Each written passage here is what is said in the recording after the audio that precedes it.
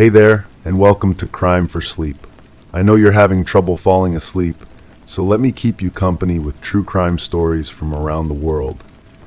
Before we dive in, I'm curious, where did you first hear this one? If you enjoy these stories, don't forget to like, comment, and subscribe. Now get comfortable, and let's get into tonight's case. Story 1. It wasn't the first morning the hallway smelled faintly of smoke. I noticed the ashtray on the porch was full again, though I couldn't recall anyone sitting out there. The newspaper lay uncollected on the steps, its pages barely touched by the gentle breeze. Neighbors walked by, nodding as they always do, their routines seemingly uninterrupted. The distant hum of a lawnmower reverberated through the air, drowning out any lingering echoes. I glanced at the closed garage door and wondered if anyone else heard the engine that night.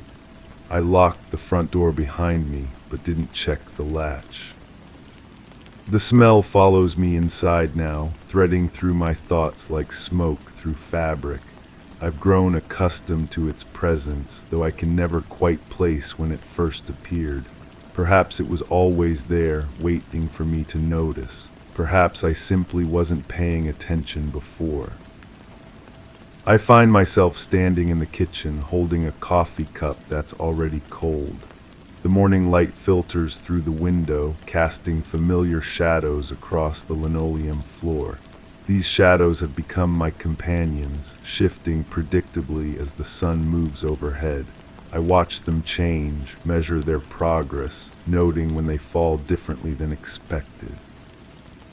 The garage door was open yesterday. I'm certain of this, though certainty has become a fluid concept lately.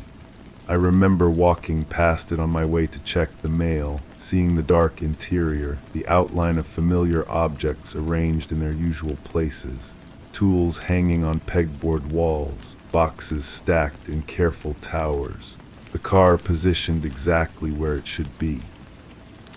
But today the door is closed. I pour the cold coffee down the drain and listen to the sound it makes disappearing into the pipes. Everything disappears eventually. Sounds, smells, memories. The trick is learning to pay attention before they're gone. The ashtray bothers me more than it should, not because someone has been smoking, but because I can't remember who. The cigarette butts are filtered, the kind sold at any convenience store. Nothing distinctive about them, nothing that would help identify their owner. They could belong to anyone, they could belong to no one. I walk back to the porch and examine them more closely. Some are smoked down to the filter, others abandoned halfway. This suggests either multiple smokers or someone with inconsistent habits. Someone who lights cigarettes without always wanting to finish them. Someone who smokes to fill time rather than satisfy a craving. The newspaper remains where I found it, though I notice now that one corner has been lifted, as if someone started to pick it up before changing their mind, or perhaps the wind caught it. The breeze is gentle but persistent, capable of creating movement that mimics human intention. I bring the paper inside and spread it across the kitchen table. The headlines speak of distant troubles, problems that exist in other places, affecting other people. I scan the local section, searching for familiar names or addresses, but find nothing that connects to my immediate world. This should be reassuring, but instead it feels isolating, as if my concerns exist in a space too small for public attention. The garage door draws my attention again. I approach it slowly, noting how my footsteps sound different on the concrete driveway, heavier somehow, more deliberate. The metal handle is cool to the touch, slightly damp from morning moisture. I pause before lifting it, wondering what I expect to find. Inside, everything appears normal. The car sits in its usual position, though I notice the hood feels warm when I place my palm against it. This could mean nothing. Metal retains heat differently depending on humidity and air circulation, or it could mean the engine was running recently. I check the odometer, though I realize I don't remember the previous reading well enough to detect a change. Numbers blur together when you're not actively recording them. Memory fills in gaps with reasonable assumptions rather than precise facts. The tool arrangement seems different, but I can't specify how. Hammers and screwdrivers hang from their designated hooks, boxes remain stacked in their corners, yet something feels redistributed. Perhaps it's simply the lighting. The single bulb overhead casts shadows at a different angle than usual, creating an illusion of displacement. I return to the house and sit at the kitchen table, staring at the newspaper without reading it. The smell of smoke has faded but not disappeared entirely. It lingers in the periphery of my awareness, like a word on the tip of my tongue that refuses to surface. The phone rings, startling me from my contemplation. The voice on the other end is familiar, though I struggle to place it immediately. A neighbor, perhaps, or someone from the community center. They're asking about the car they saw leaving my driveway late last night. Did I have visitors? Was everything all right? I hear myself responding that everything is fine, that I don't recall any visitors, that perhaps they were mistaken about which driveway they observed. The conversation ends quickly, politely, but leaves me with new questions I hadn't considered before. Late last night, I try to reconstruct my evening, but the hours blend together in an unremarkable sequence. Dinner, television, reading, the usual routine that carries me from consciousness to sleep without memorable landmarks. If a car left my driveway, I wasn't aware of it. If I wasn't aware of it, does that mean it didn't happen, or that I wasn't paying sufficient attention? I walk through the house, examining each room for signs of disturbance. Nothing appears obviously out of place, yet I'm struck by how little I actually notice about my own environment on a daily basis. How many objects could be moved or removed without my immediate detection? How much of what I consider familiar is simply assumption layered over inattention? The bedroom feels different, though I can't articulate why. The bed is made as I left it, the dresser drawers closed, the closet door positioned at its usual angle, but the air feels stirred as if someone has recently moved through the space. This could be my imagination responding to suggestion, or it could be genuine perception finally awakened to details I normally overlook. I open the dresser drawers one by one, not searching for anything specific, but hoping to recognize if something has been disturbed. Clothes remain folded in their approximate arrangements, though I realize how little attention I typically pay to the precise positioning of garments. Socks could be rearranged, shirts refolded, and I might never notice unless the change was dramatic. The closet reveals similar ambiguity. Hangers space themselves along the rod in patterns that seem reasonable but not definitively correct. I try to remember whether my winter coat hung on the left side or the right, but the memory refuses to solidify. These details, so mundane in daily life, become crucial when you're searching for evidence of intrusion. Back in the kitchen, I notice the coffee pot is empty, though I could have sworn I made a full pot this morning. This troubles me more than the other uncertainties because it's immediate, verifiable. Either I made coffee or I didn't. Either I drank it all or someone else did. I check the sink for additional cups, but find only my own. The dishwasher contains yesterday's load, still clean, still waiting to be put away. If someone else drank coffee here, they either used my cup after I finished, or they brought their own and took it with them. The ashtray on the porch continues to bother me. I count the cigarette butts again, hoping to establish some baseline for future reference. 17 total in various stages of consumption. The brands appear consistent, though I'm not expert enough to be certain. Some show lipstick traces, others don't, suggesting either multiple smokers or one person with inconsistent makeup habits. I consider asking neighbors if they've seen anyone on my porch, but realize this might draw unwanted attention to my situation. If nothing is actually wrong, such questions could create suspicion where none previously existed. If something is wrong, alerting others might complicate whatever is happening. Instead, I decide to pay closer attention going forward. I'll note the exact number of cigarette butts each morning, document any changes in their arrangement or quantity.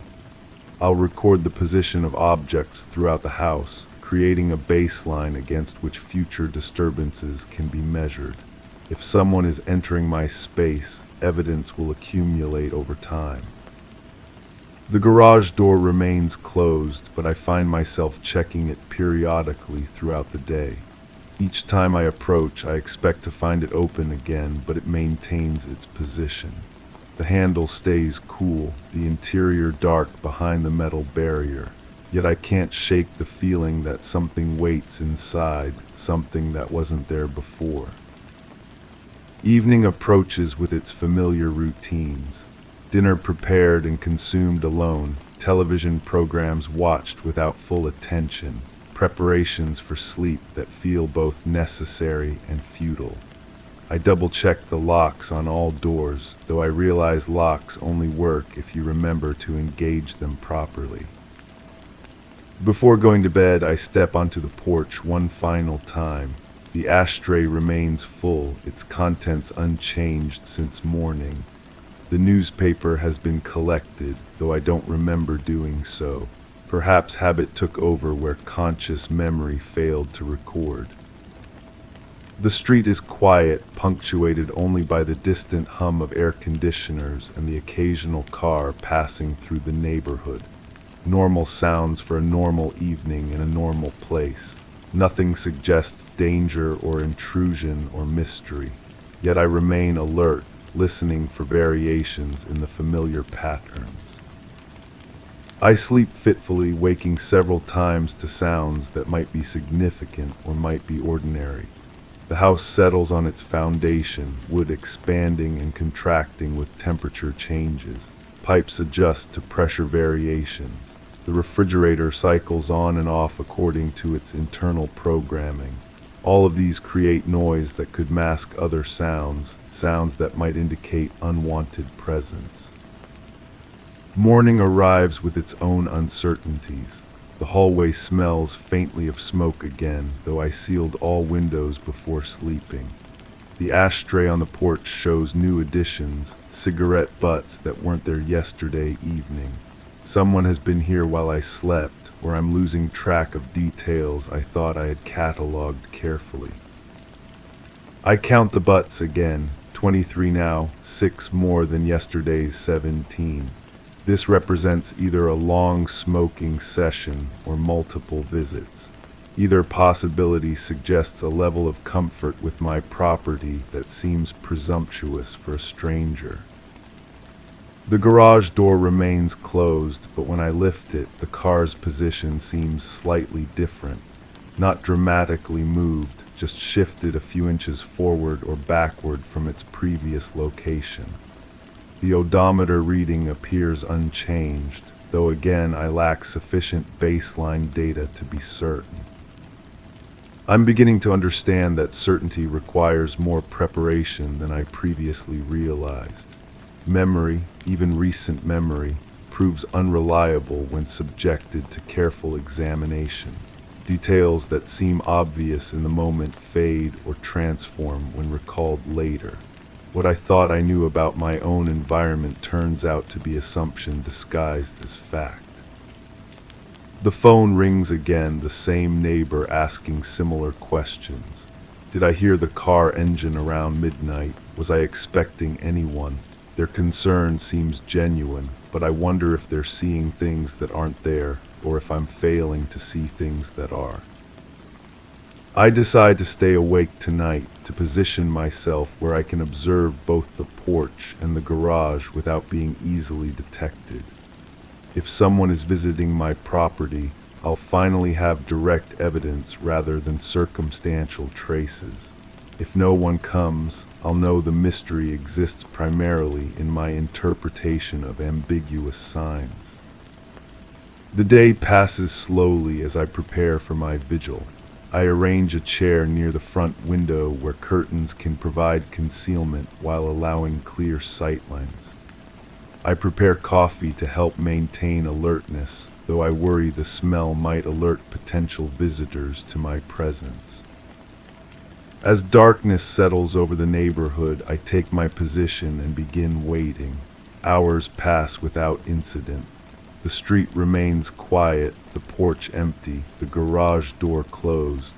I begin to feel foolish for expecting drama in such an ordinary setting. Then near midnight, I hear the soft scrape of the garage door opening. I can't see it from my position, but the sound is unmistakable. Footsteps follow, measured and deliberate, moving from the garage toward the house. Someone is definitely there, definitely real, definitely not a product of my overactive imagination. The footsteps pause at the porch, and I hear the distinctive sound of a lighter sparking. Someone settles into what must be a chair, though I don't remember leaving one outside. The smell of cigarette smoke begins drifting through the air, confirming the source of the ashtray's contents. I remain frozen at my observation post, afraid that any movement might alert the visitor to my awareness.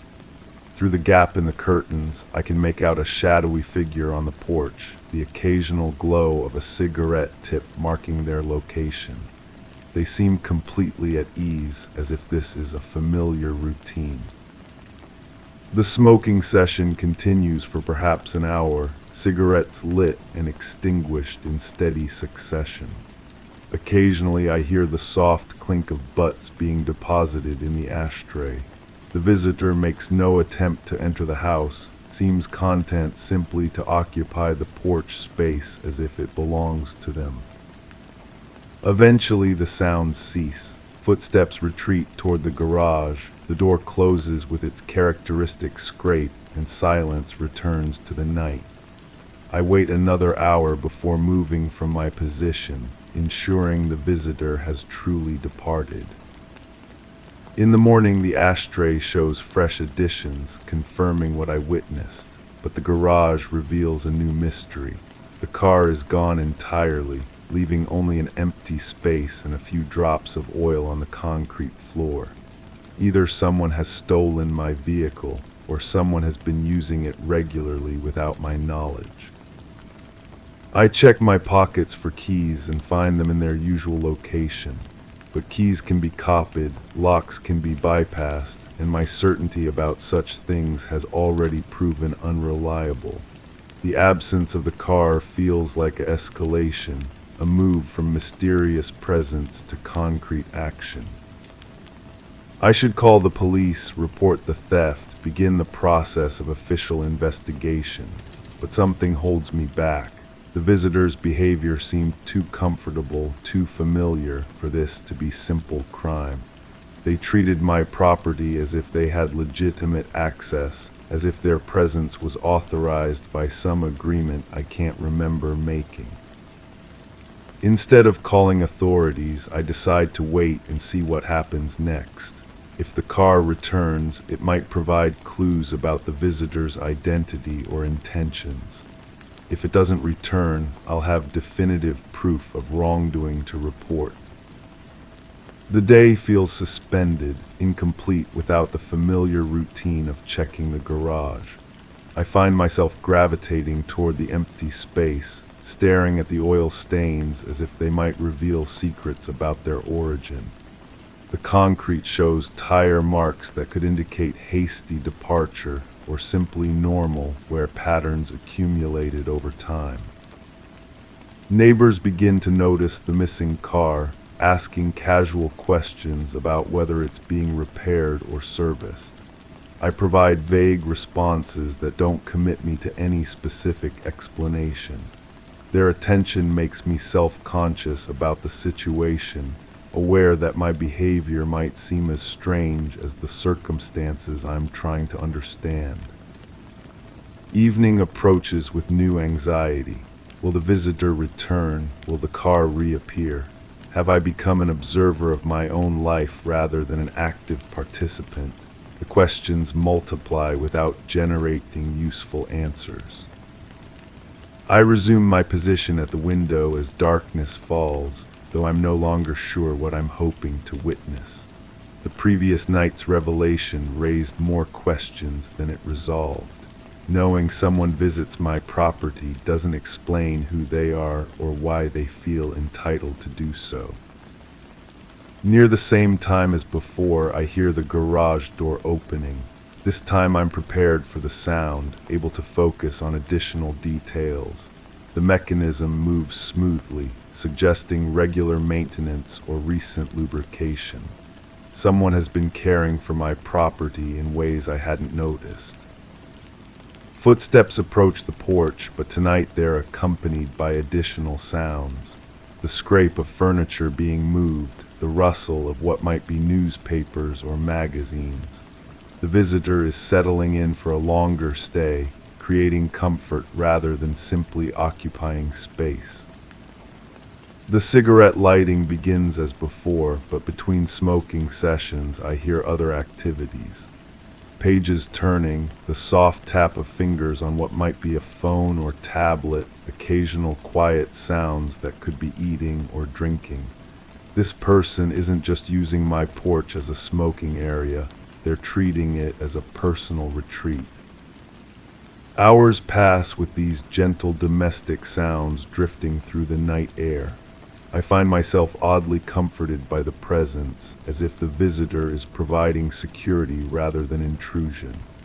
Their behavior suggests familiarity with the space, comfort with the routines, a sense of belonging that challenges my assumption of unauthorized access. Near dawn, I hear the sounds of cleanup, furniture being returned to its original position, papers gathered, the final cigarette extinguished. Footsteps retreat to the garage, and soon after I hear the familiar sound of a car engine starting. The visitor is leaving, but in my car, which apparently returned while I was focused on porch activities. Morning confirms the pattern. Fresh cigarette butts in the ashtray, the car returned to its parking space, everything restored to daylight normalcy. But the oil stains on the garage floor show the vehicle was definitely moved, definitely driven somewhere during the night hours. I check the odometer and find it has advanced by exactly 43 miles. This suggests a specific destination rather than aimless driving, a purposeful journey that required my vehicle for reasons I can't fathom. The gas tank is fuller than I remember, indicating the visitor not only used my car, but maintained it properly. The situation has evolved beyond simple trespass into something more complex. Someone is sharing my property and resources, but they're also caring for them, improving them, treating them with respect. This doesn't fit conventional patterns of criminal behavior, yet it clearly represents unauthorized access to my personal space and possessions. I begin to wonder if I'm missing something fundamental about my own situation. Could this visitor have legitimate claim to the property? Could there be legal arrangements I've forgotten or never fully understood? Memory, as I've learned, proves less reliable than assumed, and important details can disappear without conscious awareness of their absence. The thought disturbs me more than the unauthorized visits themselves. If I can't trust my own recollection of basic facts about my life, how can I evaluate whether anything unusual is actually occurring? The visitor's comfort level suggests familiarity that goes beyond simple observation of my routines. I spend the day searching through papers, looking for documents that might explain shared access to the property. rental agreements, family arrangements, legal contracts that could authorize someone else's use of my space and possessions. But I find nothing that suggests legitimate grounds for another person's presence. Yet the search reveals how little documentation I maintain about my own life. Few receipts, minimal correspondence, sparse records of the transactions and agreements that typically accumulate around property ownership. Either I'm unusually negligent about such things, or someone has been managing these details without my direct involvement. The evening routine has become familiar now. I position myself at the observation post, wait for the sounds that signal the visitor's arrival, listen to the gentle activities that fill the night hours. But tonight I'm struck by how peaceful the presence feels, how the sounds of another person create comfort rather than anxiety. This realization troubles me. I should feel violated by unauthorized access to my property, threatened by someone's use of my possessions without permission. Instead, I find myself looking forward to the visitor's arrival, reassured by evidence of their careful attention to my belongings. The garage door opens on schedule, footsteps approach the porch, the evening's activities begin. But tonight I hear something new, the soft sound of humming, a melody that seems familiar though I can't identify it immediately. The visitor is comfortable enough to make unconscious sounds, to treat the space as truly their own rather than temporarily borrowed. I recognize the tune suddenly. It's something I used to hum myself years ago, before I lived alone, before the routines of solitary life replaced the casual music that accompanies shared domestic activities. Hearing it again brings back memories I thought I had lost, feelings I assumed were no longer relevant to my current existence. The recognition creates a shift in my understanding of the situation. This isn't a stranger who has studied my habits well enough to mimic familiarity. This is someone who actually shares the memories that created those habits, someone who has legitimate connection to the space and possessions I thought were exclusively mine. But if that's true, why don't I remember them? Why does their presence feel like intrusion rather than reunion? What has happened to my memory of shared life, shared space, shared routines that once included another person's participation? The questions feel dangerous, as if pursuing them might unravel more than just the mystery of the nighttime visitor. They threaten the foundation of how I understand my own life, my own identity, my own relationship to the space I inhabit. I remain at my observation post through the night, but now I'm listening with different attention. The sounds of pages turning, furniture adjustment, quiet consumption of food or drink, these could be the activities of someone returning to familiar space rather than exploring foreign territory. The comfort level suggests history rather than careful observation. Near dawn, as cleanup sounds begin, I make a decision that surprises me. I stand up from my hiding place and walk to the front door. If this person has legitimate connection to my life, hiding from them serves no purpose. If they don't, confrontation will clarify the situation more effectively than continued observation. I open the door and step onto the porch. The visitor looks up from gathering their belongings, and in the dim pre-dawn light I see a face that seems familiar yet strange, known yet forgotten. We regard each other silently for a moment that stretches beyond comfortable duration. "You're awake early," they say finally, as if my presence is expected rather than surprising. "I've been awake," I reply, though I'm not sure why I choose those particular words. "I know," they say. "I could see you watching from the window. I was wondering when you decide to come outside." The conversation feels scripted, as if we've had it before, as if the words carry meanings beyond their surface content.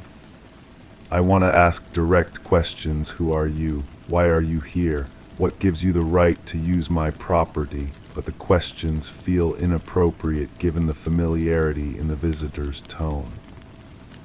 The car, I say instead, needs to be driven regularly, they reply. Engines deteriorate without use. I've been maintaining the schedule we established. We established, the phrase suggests shared decision-making, collaborative planning, mutual agreement about vehicle maintenance. But I have no memory of such discussions, no recollection of establishing schedules with anyone. I don't remember, I say, hoping honesty might clarify the confusion. I know, they say again, but gently, as if my forgetfulness is expected rather than problematic. That's why I've been taking care of things, until you do remember. The implication that my memory might return, that this forgetting is temporary rather than permanent, creates new anxiety. What else have I forgotten? What other shared arrangements, mutual understandings, collaborative decisions have disappeared from my awareness while remaining vivid in someone else's memory? The smoking, I say, gesturing toward the ashtray. I'm trying to quit, they reply. It's easier to do it outside, away from the indoor associations. You never liked the smell in the house. Again, the reference to my preferences, to shared domestic agreements I can't recall making.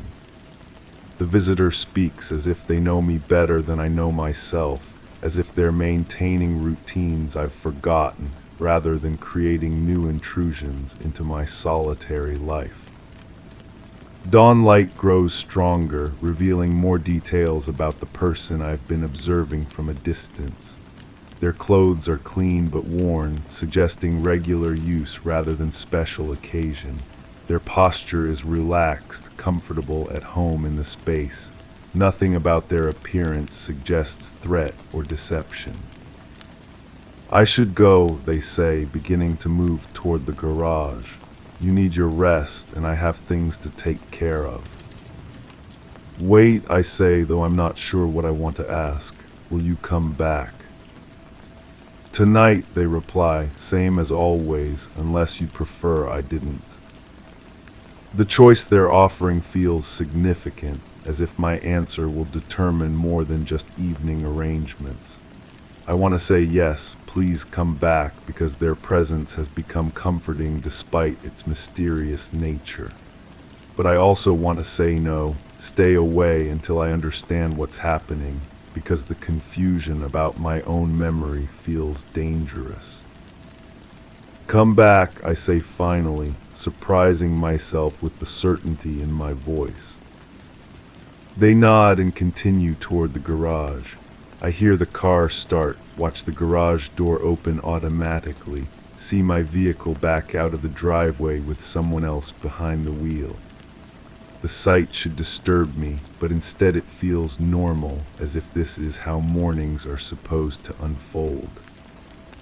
I spend the day trying to reconstruct my recent past, looking for clues about when my memory might have become unreliable.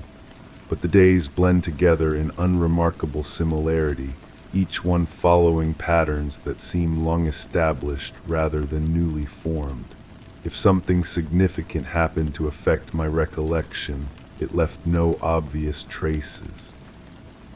The evening approaches with anticipation rather than anxiety. I don't position myself at the observation window this time, but instead prepare the porch for the visitor's arrival. I bring out a second chair, empty the ashtray, ensure the space is welcoming rather than merely functional. The garage door opens on schedule, but tonight the visitor approaches the porch with less caution, moving as if they expect to be welcomed rather than hidden from. They notice the additional chair, the cleaned ashtray, the small preparations I've made. Thank you, they say, settling into the new chair as if it had always been there. You're welcome, I reply, though I remain standing in the doorway, not yet ready to fully join the evening routine. You have questions, they observe, lighting the first cigarette of what I now know will be a long session. Many questions, I agree.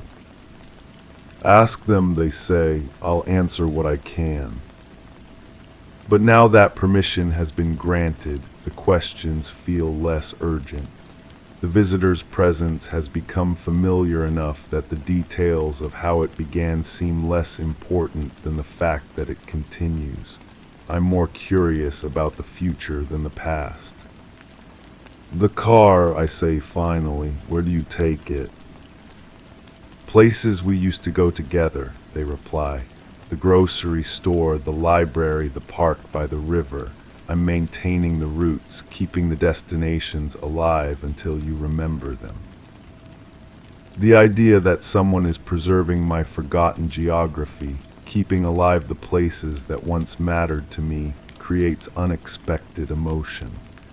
I feel grateful for this care, even as I struggle to understand why it's necessary. Story 2.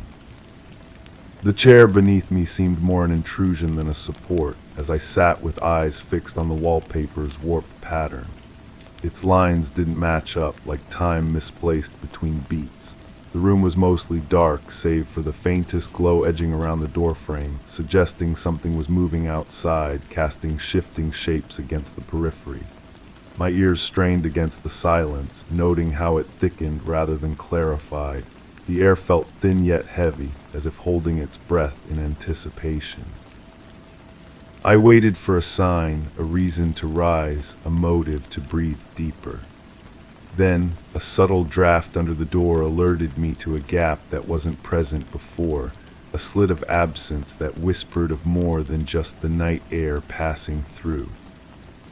The texture of the wallpaper reminded me of something. Skin, maybe, or paper left too long in water.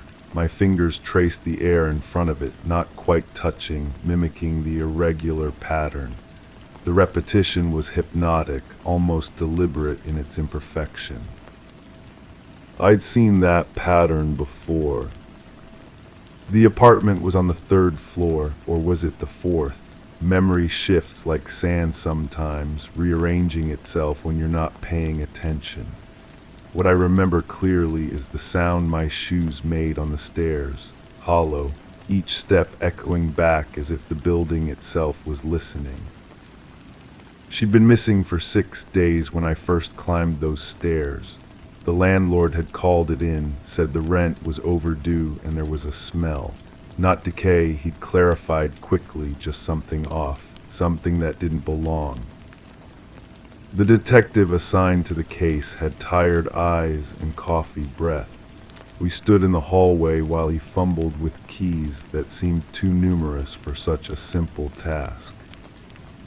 Probably nothing, he'd said, though his voice carried the weight of someone who'd learned that nothing was rarely nothing at all. The door opened with resistance, as if the air inside had grown thick with secrets.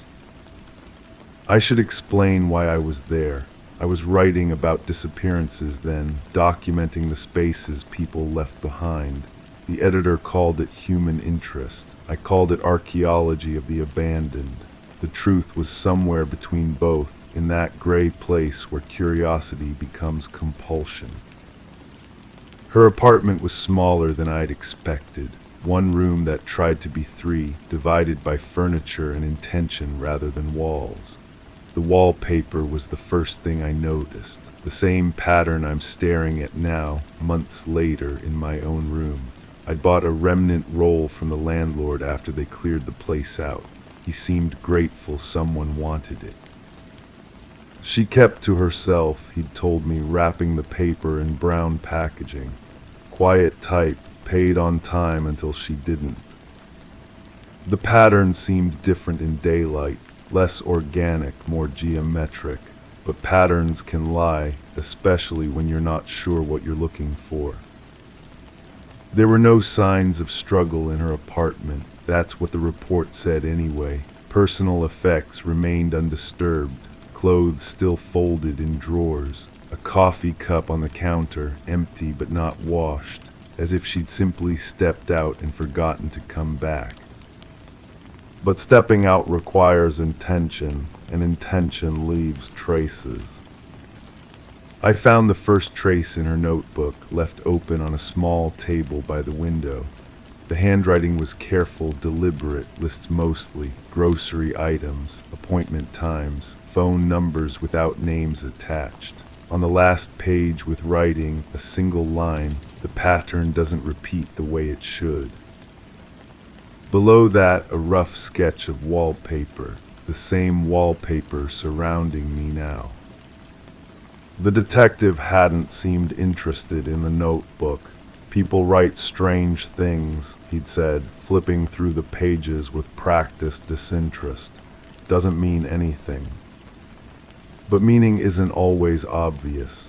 Sometimes it hides in the spaces between obvious things, in the gaps where logic should connect but doesn't quite reach. I kept thinking about that gap under my door, the one that wasn't there before. Physical spaces don't change without reason, but reasons aren't always visible. The second time I visited her apartment, I went alone. The landlord had given me a key, said I could look around as long as I didn't take anything important. I wondered what he considered important in the life of someone who'd vanished. The wallpaper looked different in artificial light. The pattern seemed to shift when I wasn't looking directly at it, like peripheral vision was more honest than straight sight. I ran my fingers along the seams, feeling for imperfections. In the corner near the window, the paper lifted slightly. Underneath, someone had written in pencil, "They watch through the walls." Paranoia or perception. The line between them grows thin when you spend too much time in empty spaces.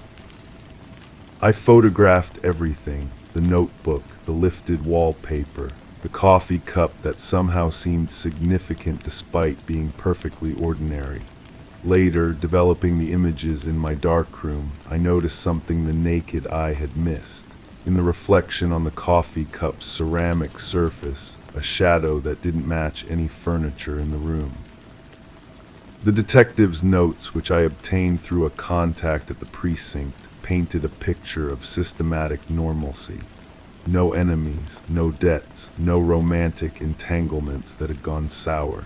She worked at a library downtown, had for 3 years.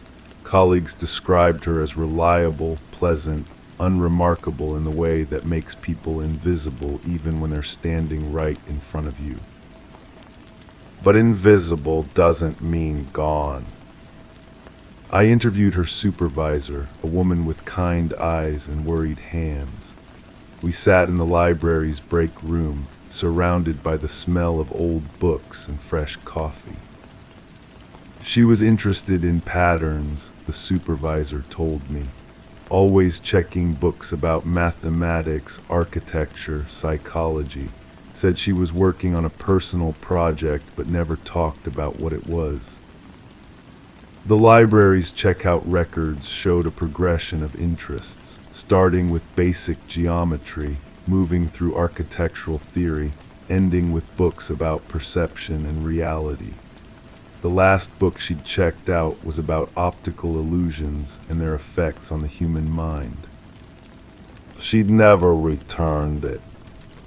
I found the book in her apartment on my third visit, hidden between the mattress and box spring.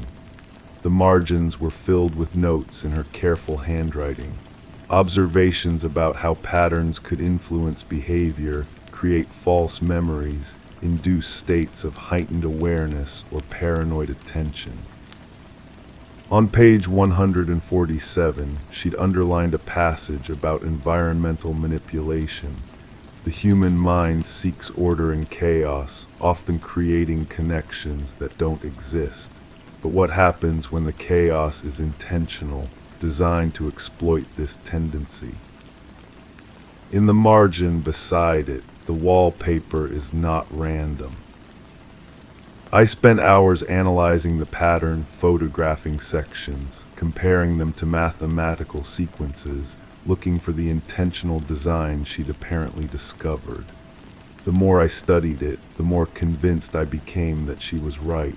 There was something deliberate in the way certain elements repeated, in the subtle variations that seemed random but followed a logic just beyond comprehension.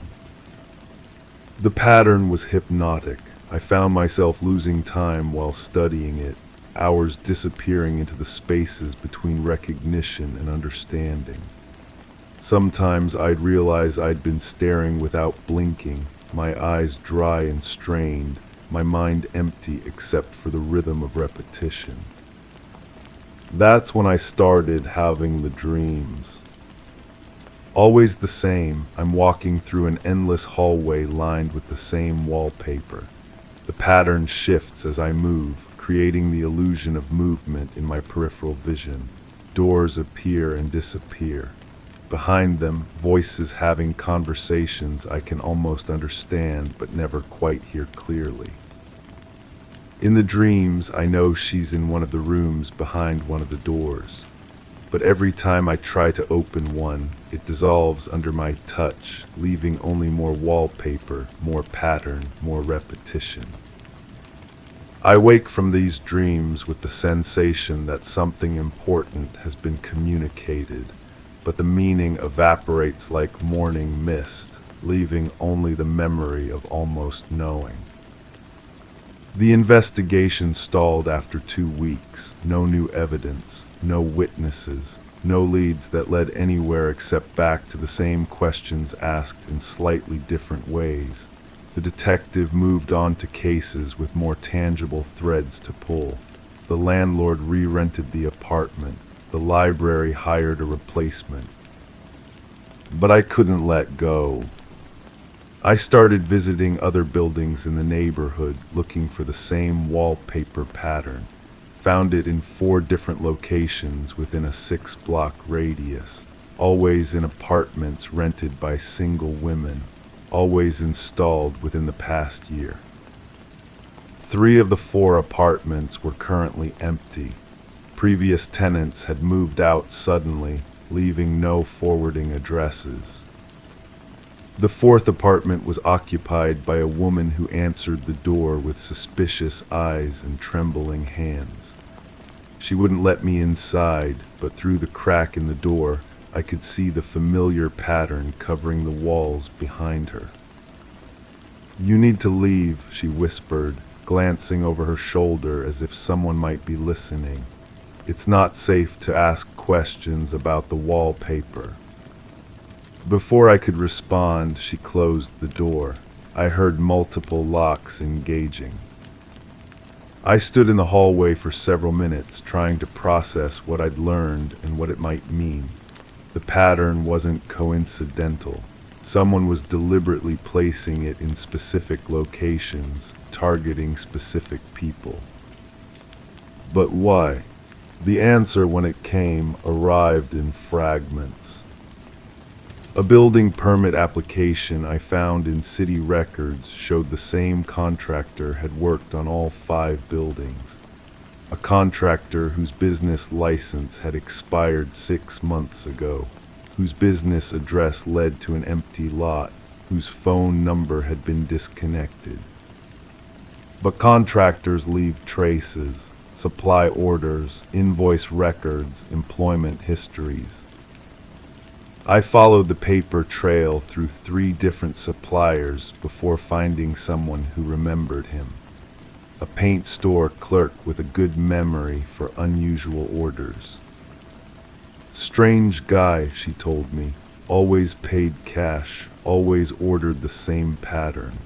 Said he was working on a research project about environmental psychology, something about how patterns could influence behavior." She still had copies of the orders, 27 rolls of the same wallpaper pattern, purchased over 8 months, enough to cover multiple apartments. The manufacturer's records showed the pattern was custom designed. a one-off order based on specifications that combined elements from several different mathematical sequences. Fibonacci spirals, golden ratios, fractals that repeated at increasingly smaller scales. Designed to be hypnotic, designed to capture and hold attention, designed to make the observer lose track of time and space while studying it. But designed for what purpose? I was sitting in my apartment, surrounded by photographs and documents, when I realized I'd been staring at my own wall for over an hour. The wallpaper I'd bought from the landlord, the same pattern that had surrounded her during her last days in that apartment. The same pattern that was now surrounding me. My notebook lay open on the table. I didn't remember writing in it, but there was fresh ink on the page. In handwriting that looked like mine but felt unfamiliar, the pattern is working. Below that, a rough sketch of my apartment's layout, marked with arrows showing sight lines from the chair to various sections of wallpaper, calculations about optimal viewing angles, notes about how long someone would need to be exposed to achieve full effect. I don't remember making these notes, but the handwriting was definitely mine.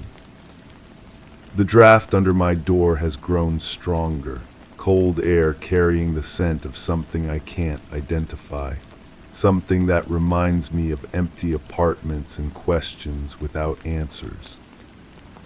I should leave this room. I should call someone. I should do something other than sit here staring at the pattern that seems to shift and breathe in my peripheral vision. But leaving requires movement, and movement requires breaking the hypnotic hold of repetition. And I'm not sure I remember how to look away. The woman who disappeared, I think I understand now why she left no signs of struggle. Why her apartment looked like she'd simply stepped out. Why the coffee cup remained on the counter, empty but not washed. She didn't leave, she was taken, not by force but by fascination. By the slow, patient process of having her attention captured and held until she forgot there was anything else to pay attention to. And now the same pattern surrounds me. The same hypnotic repetition that convinced her to walk out of her life and into something else. Something that waits in the spaces between what we see and what we understand. The gap under my door is wider now, wide enough for whispers to pass through, wide enough for instructions I can almost hear but can't quite refuse. I should write down what I've learned. I should leave a record for whoever comes looking when I don't answer my phone or pay my rent. But my hands feel heavy, my thoughts scattered like light through a prism. The pattern doesn't repeat the way it should. She was right about that. It repeats the way it was designed to, with subtle variations that capture the eye and hold it, with mathematical precision that exploits the mind's need to find order in chaos. Someone created this, someone who understood how perception works, how attention can be weaponized, how people can be made to disappear not by violence, but by voluntary surrender to something that promises understanding, but delivers only absence. I think I know where she went, where they all went, where I'm going.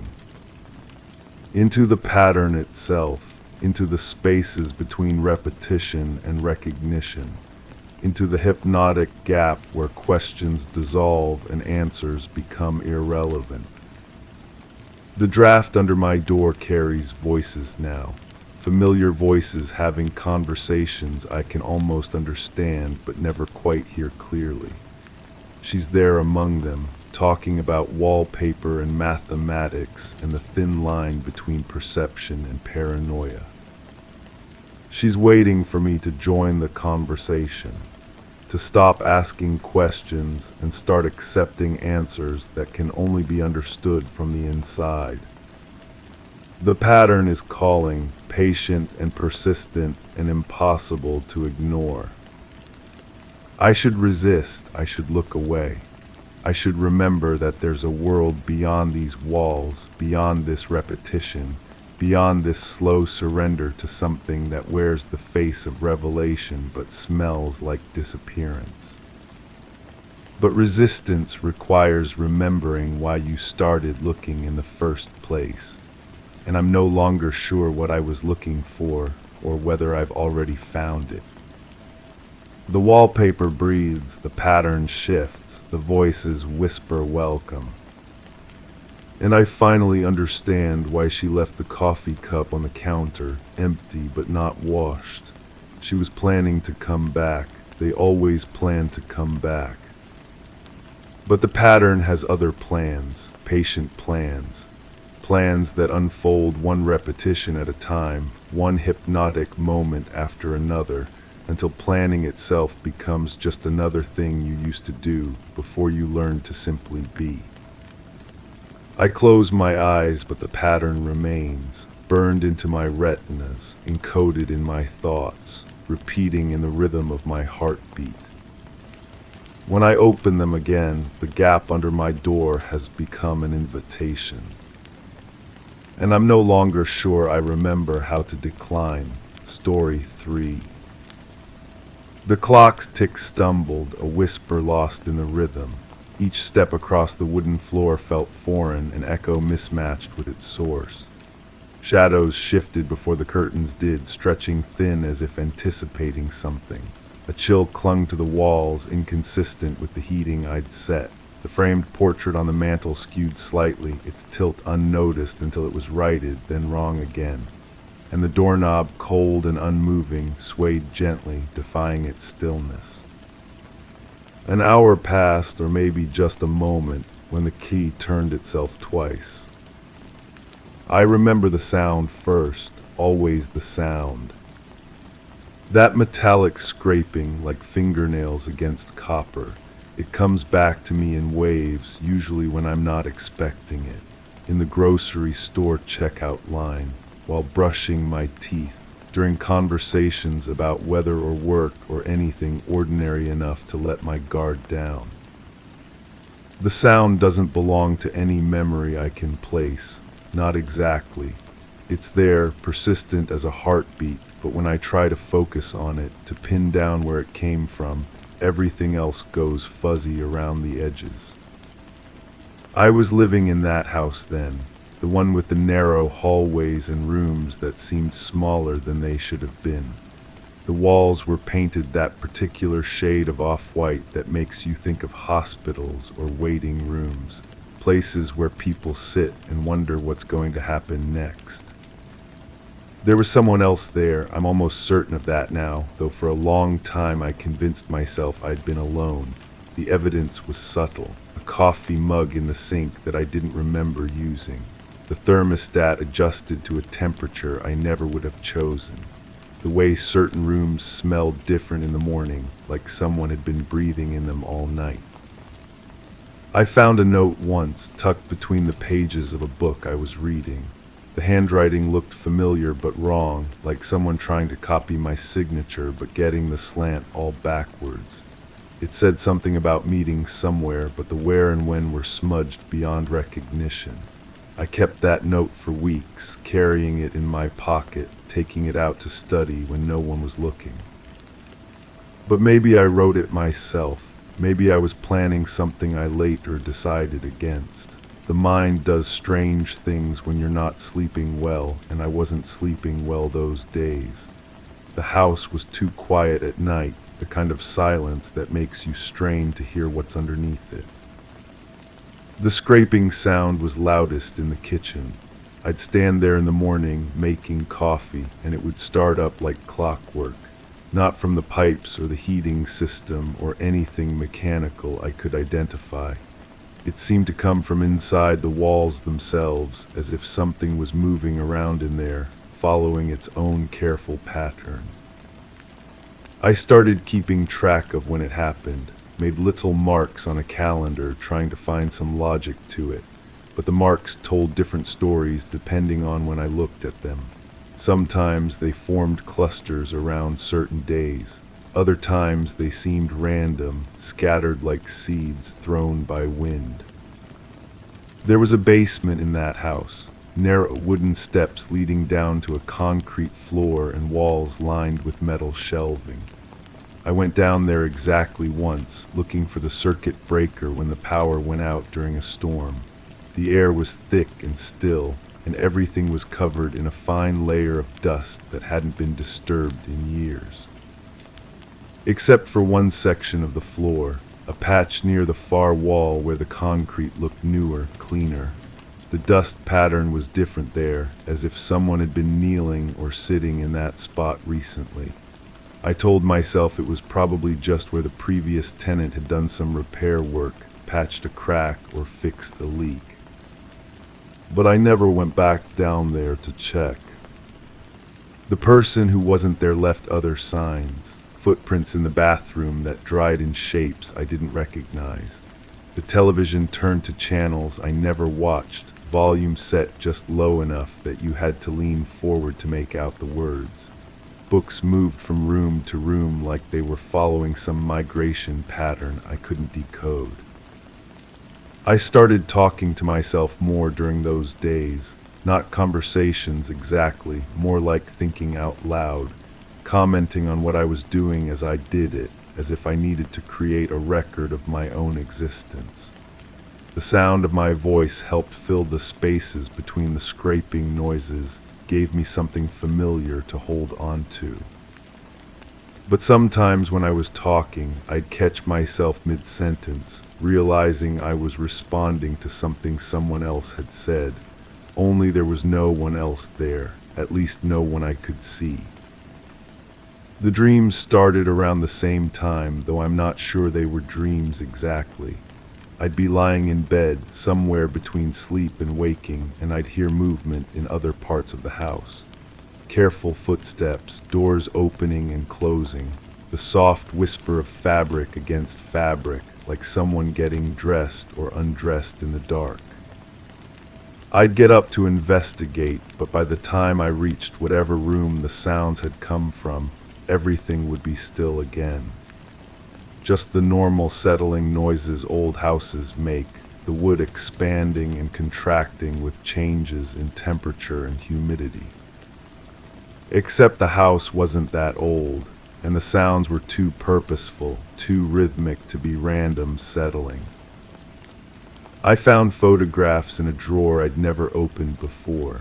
Black and white images of people I didn't recognize, standing in rooms that looked almost like the rooms in my house, but not quite.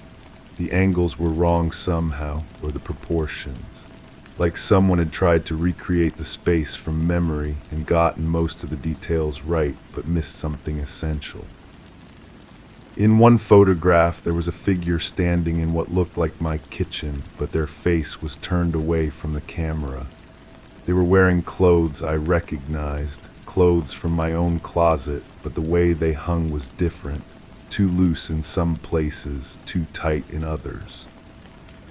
I put the photographs back where I found them and tried not to think about them, but they worked their way into my peripheral vision, the way disturbing images do. I'd be washing dishes or making dinner and suddenly remember that turned away face, wonder what expression it might have been wearing. The scraping sound got louder around then, more insistent. It would start up at odd hours, pulling me out of whatever I was doing to stand perfectly still and listen.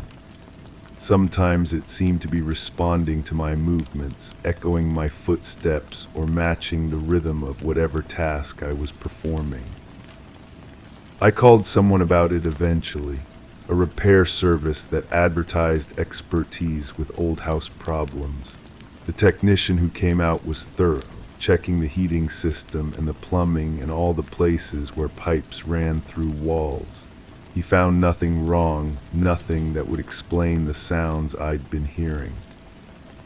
But while he was there, working in the basement, the scraping stopped completely. The house was quieter than it had been in weeks, so quiet I could hear my own heartbeat. When the technician left, he said everything looked fine, that old houses just made noises sometimes, and there wasn't much you could do about it. The scraping started again before his truck was out of the driveway. I began staying out later, finding reasons not to come home until after dark. Libraries and coffee shops and movie theaters, anywhere with enough people and ambient noise to drown out the echo of that metallic scraping in my memory. But eventually I'd have to return, key in hand, standing on the front step and listening for sounds from inside before I unlocked the door. The house always sounded empty from the outside. It was only once I was inside, once I'd committed to being there, that the other presence would make itself known. Never directly, never in a way I could point to and say definitively that something was wrong. Just a shift in the quality of the silence, a sense that the space was being shared. I started sleeping on the couch instead of in the bedroom. Told myself it was because the living room was warmer, or because I'd been falling asleep watching television anyway. But really it was because the couch faced the front door and I could see anyone coming or going. Not that I ever did see anyone, but the possibility of seeing felt safer than lying in a back room with my eyes closed, trusting that I'd wake up if something happened. The scraping sound followed me to the living room. It seemed to come from directly underneath the couch now, as if whatever was making it had adjusted its position to match mine. I'd lie there in the dark, feeling the vibration through the cushions, trying to convince myself it was just the building settling or the heating system cycling on and off. But heating systems don't pause when you hold your breath. They don't slow down when you're trying to fall asleep and speed up when you're fully awake and listening. I found more notes after that, stuck to the bathroom mirror, tucked under my coffee mug, slipped between the pages of magazines I'd never subscribed to. The handwriting was getting clearer, more confident, but the messages were becoming harder to understand. References to conversations I didn't remember having, plans I didn't remember making, people whose names meant nothing to me.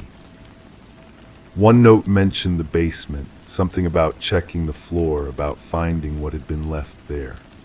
I carried that note around for days, taking it out to read whenever I felt brave enough to consider going back down those narrow wooden steps, but I never quite managed it. There was something about the basement that felt final, like once I went down there again, I wouldn't be able to pretend anymore that I was alone in the house. The photographs multiplied.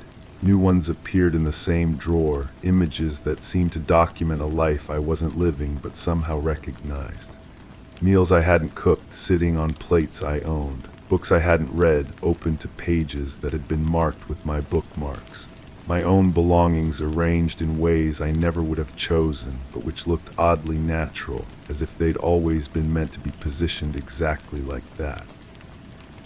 In the newest photographs, the figure was facing the camera, but their features were blurred, overexposed, or out of focus in a way that suggested the camera had been moving when the shutter clicked. Still, there was something familiar about the shape of their face, the way they held their shoulders. I stopped looking in mirrors around that time, not consciously at first, just a gradual avoidance that became more deliberate as I noticed I was doing it.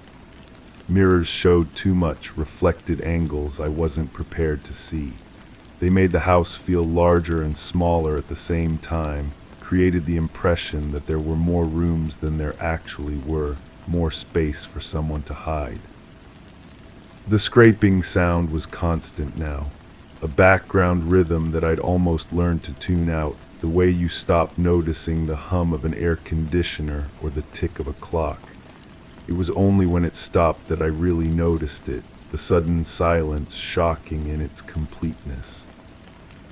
Those moments of silence were the worst. They felt like held breath, like something waiting for the right moment to exhale. I'd find myself frozen wherever I was, dish towel in hand or book half open, listening for the sound to resume and dreading what might happen if it didn't. But it always started again eventually. That familiar metallic scraping, like fingernails against copper, rising up from somewhere inside the walls, and I'd feel relieved despite myself, grateful for the return of something I'd learned to think of as normal. I tried leaving once, packed a bag and drove to a motel across town, paid for 3 nights in advance. The room was small and clean and utterly anonymous, the kind of place where you could disappear completely if you wanted to. I lay on the narrow bed and listened to traffic sounds and voices from other rooms and the mechanical hum of the ice machine down the hall. But underneath all those normal sounds, faint but unmistakable, I could hear it. That metallic scraping following me even there. It was softer than it had been in the house, muffled by distance or interference, but definitely present, keeping time like a metronome, marking out some rhythm I was only just beginning to understand. I checked out the next morning and drove back to the house. The key turned easily in the lock and the door swung open on rooms that looked exactly as I'd left them, except for the basement door, which was standing open at the end of the hall. I was certain I'd closed it before leaving, had even checked the latch twice to make sure it was secure. The wooden steps disappeared into darkness below. From somewhere down there, clearer now than it had ever been, came the sound of scraping. Deliberate and patient, like someone working on a project they'd been planning for a very long time. I stood at the top of the stairs for what felt like hours, key still in my hand, listening to that rhythmic scraping and trying to decide what to do next. The sound was calling to me now, inviting me down to see what had been waiting there all along. But I already knew, didn't I? Had always known, somewhere underneath the careful forgetting and the deliberate avoidance. The basement held answers I wasn't ready for, evidence of things I'd worked very hard not to remember. The clock's tick stumbled again, a whisper lost in the rhythm. Each step I didn't take felt foreign, an echo of choices I'd made before. Shadows shifted in the stairwell, stretching thin as if anticipating my descent. The scraping sound grew louder, more insistent, no longer content to wait for me to remember. The key was still in my hand, cold and unmoving, but somehow heavier now, weighted with possibility. Behind me, the house settled into its familiar patterns. Ahead of me, the basement waited with its concrete floor and metal shelving, and that one patch of newer concrete where the dust had been disturbed. The scraping stopped. In the sudden silence, I could hear my own breathing, my own heartbeat, my own footsteps as I finally began to descend the narrow wooden stairs toward whatever truth I'd been carrying all along. Story 4. My eyes were fixed on the oscillating lamp above, each swing too casual, too deliberate. The air seemed to carry a density that pressed on my ears, distorting the distant ticking of a clock I could not see. Shadows stretched and receded across the walls, their movements more lively than the furniture that anchored them. I felt tethered, waiting for the unseen to reveal itself. As the pendulum light reached an apex, a draft swept the room, yet no window was open. I hadn't noticed the curtains flutter, or rather, how it had ceased its restless fluttering entirely. The lamp's chain had 7 links, each one a different shade of tarnish. I counted them during those first moments of consciousness, when my mind grasped for something concrete to hold on to. 7 seemed significant somehow, though I couldn't place why. The brass had oxidized in patterns that resembled water stains, as if someone had repeatedly touched the same spots with wet fingers. The bottom link bore a small scratch shaped like a crescent moon, and I found myself wondering if I had made that mark myself, perhaps during some forgotten struggle to adjust the height. The wallpaper demanded attention next, its pattern of interlocking roses and thorns creating an optical illusion that made my eyes water. What had once appeared to be a cheerful floral design now revealed darker undertones in the shifting light. The roses seemed to pulse with each swing of the lamp, their red centers deepening to burgundy, then black. Between the thorns, I began to notice tiny imperfections in the paper where it had been torn and carefully smoothed back into place. Someone had removed sections and reapplied them, but why? My fingertips found the leather armrest beneath my palm, worn smooth in places where countless hands had gripped it. The texture told a story of anxiety, of fingers drumming nervous rhythms, of palms slick with perspiration. There was a particular spot near the front edge where the leather had been scratched repeatedly, as if by fingernails. The gouges formed a pattern that might have been accidental or might have been deliberate. They spelled something, perhaps, though the letters were too faint to decipher with certainty. The carpet beneath my feet held the indentations of furniture that was no longer there. Rectangular depressions marked where a coffee table had once stood, circular impressions where lamps had rested on the floor. The room had been rearranged recently, and not just once. I could see the ghosts of multiple configurations in the pile of the rug, each arrangement telling a different story about how someone had wanted the space to feel. The current layout seemed designed to isolate the chair I occupied, to make it the focal point of an uncomfortable stage.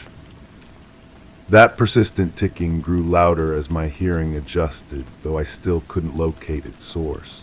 It wasn't quite the rhythm of a normal timepiece. The intervals between ticks varied slightly, creating an irregular heartbeat that made my own pulse quicken in response. Sometimes the sound seemed to come from behind the walls, other times from above the ceiling. I began to suspect it wasn't a clock at all, but something else entirely, something that wanted to be mistaken for the innocent passage of time. The air itself carried traces of recent activity. Beneath the mustiness of a room kept too long without proper ventilation, I detected the lingering scent of cleaning solution, the kind used to eliminate organic stains. Someone had scrubbed something away, and recently. The chemical tang mixed unpleasantly with another odor, something metallic and sweet that reminded me of copper pennies left in a pocket too long. My nostrils burned slightly when I breathed too deeply. A photograph on the side table caught my attention, its silver frame reflecting the swinging light in hypnotic flashes. The image showed a family gathered around a dining table, their faces turned toward the camera in expressions of forced joy. But something was wrong with the picture itself. One of the faces had been carefully scratched out with what looked like a pen or pencil, the features obliterated by angry, repetitive strokes. The scratches had been made with such force that they'd torn through the photographic paper, leaving tiny holes that let the lamplight shine through like stars. The door handle across the room gleamed despite the room's general neglect. Someone had polished it recently, rubbed it until it shone like a beacon. Yet when I studied it more carefully, I noticed that the shine came not from polish, but from constant handling. The brass had been worn smooth by countless touches, as if someone had tested the handle repeatedly, checking and rechecking whether it would turn. Dark smudges around the keyhole suggested that a key had been inserted and removed many times, perhaps by hands that shook with nervousness or urgency. My own clothing felt foreign against my skin, as if someone else had dressed me while I slept. The fabric was slightly damp with perspiration, but not my own sweat. The smell was different, more acrid, tinged with fear. The sleeves were rolled up in a way I never wore them, and there was a small stain on the cuff that I couldn't identify. When I tried to roll the sleeves down, I discovered that my hands were trembling, though I felt calm. My body seemed to know something my mind had forgotten. The silence between the irregular ticks had its own quality, dense and expectant. It was the kind of quiet that follows a sudden loud noise, when the world holds its breath waiting for the next disturbance. I found myself straining to hear what might be hidden in that silence, what sounds were being deliberately suppressed. Occasionally, I thought I caught the whisper of movement from somewhere else in the building, footsteps perhaps, or the soft closing of a distant door. Above my head, the ceiling bore water stains that formed shapes like clouds, or like the outlines of continents on an ancient map. The largest stain resembled a bird in flight, its wings spread wide as if frozen in the moment before landing. Or perhaps it was taking off, fleeing from something below. The plaster around the edges of the stain had begun to crack and peel, suggesting that whatever had caused the water damage was ongoing, not a single incident, but a persistent problem that someone had chosen to ignore rather than repair. The texture of the chair's upholstery felt different under my left hand than my right, as if only one section had been recently cleaned. The fabric on the left side was slightly stiffer, as if it had been treated with some kind of solution and left to dry. When I pressed my palm against it, I could feel the ghost of dampness still trapped in the padding beneath. Someone had worked very hard to clean something from this specific spot, scrubbing until the original texture of the material had changed. My shoes didn't fit quite right, pinching in places where my own shoes never bothered me. The laces had been tied in a different pattern than I typically used, a more complex knot that would be difficult to undo quickly. When I looked down, I noticed that the soles were cleaner than they should be, as if they had been recently scrubbed. Yet there were traces of something red caught in the treads, something that had resisted even careful cleaning.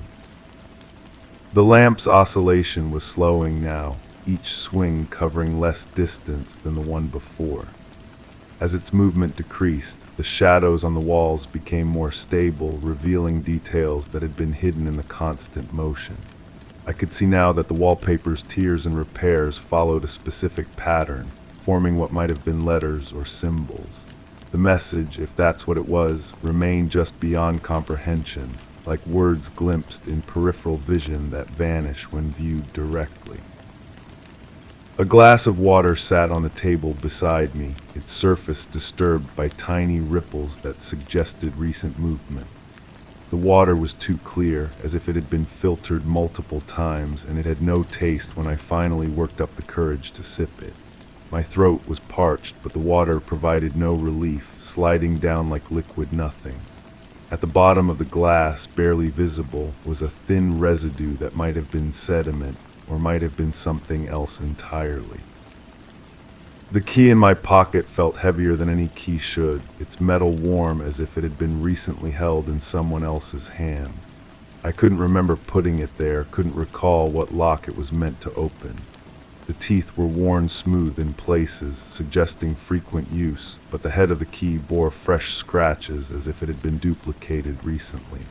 When I held it up to the light, I could see tiny metal filings still clinging to the newly cut edges.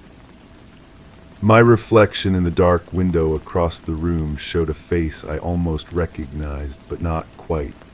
The features were my own, but the expression was foreign, as if someone else was wearing my skin and hadn't quite mastered my usual expressions. My eyes looked different too, wider than normal, with a quality of alertness that bordered on panic. Behind my reflected face, I could see the suggestion of movement in the darkness outside, shapes that might have been trees swaying in wind, or might have been something else entirely. The irregular ticking had stopped, story 5. The door clicked shut behind me. My fingertips brushed against the rough edge of the table, stilling a tremor that started somewhere under my skin. The air carried the faint scent of cinnamon, though I knew none was used here. It played tricks on my senses, intermingling with the residual tang of iron. I paused, letting the silence thicken, each breath growing more deliberate, probing. An unseen weight pressed in as though something crucial had shifted, but its origin eluded me. It was then a fleeting moment of clarity struck. A small, white feather lay incongruously on the cold steel surface. The room felt inexplicably smaller, and I couldn't shake the feeling that the balance had tipped. White feathers, they keep appearing in my dreams, floating down like snow that never settles. I wake with the taste of cinnamon on my tongue and my fingers searching the sheets for something that isn't there. I'm trying to remember what happened before the door closed. The sequence feels important, but it slips away every time I reach for it. There was a conversation. Someone was explaining something to me, their voice patient but strained, as if they'd already said these words too many times. You need to understand, they were saying. This isn't about what you think you saw. But what did I think I saw? The memory fractures there, splintering into fragments that cut when I try to hold them. The room had fluorescent lights that hummed with electrical anxiety. The table was metal, cold enough to leave fingerprints in the condensation that seemed to form from nowhere. The feather was so small, downy, like something that might fall from a pillow during a restless sleep. I remember walking through a hallway before that room. The walls were painted a color that tried to be soothing but felt clinical instead. My footsteps echoed differently than they should have, as if the space was larger than it appeared, or maybe smaller. Distances became unreliable when you're not sure why you're walking them. Someone walked beside me. I can almost see their shoes dark, polished, the kind that click against linoleum with authority. They were talking about procedures, about how things needed to be handled carefully. Their words blended with the hum of air conditioning and the distant sound of doors opening and closing. Memory is unreliable, they said, especially after trauma.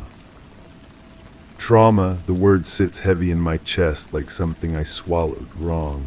What trauma? I feel like I should know, like the knowledge is sitting just behind my teeth, waiting to be spoken. But when I open my mouth, only questions come out. The cinnamon smell is stronger now as I remember. It doesn't belong in that sterile place, which makes it more noticeable.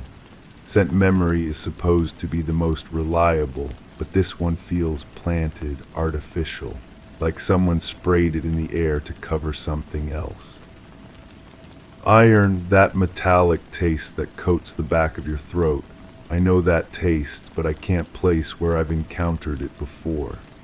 It mingles with the phantom cinnamon until I can't tell which is real and which is my mind trying to fill in gaps. The person beside me stopped walking.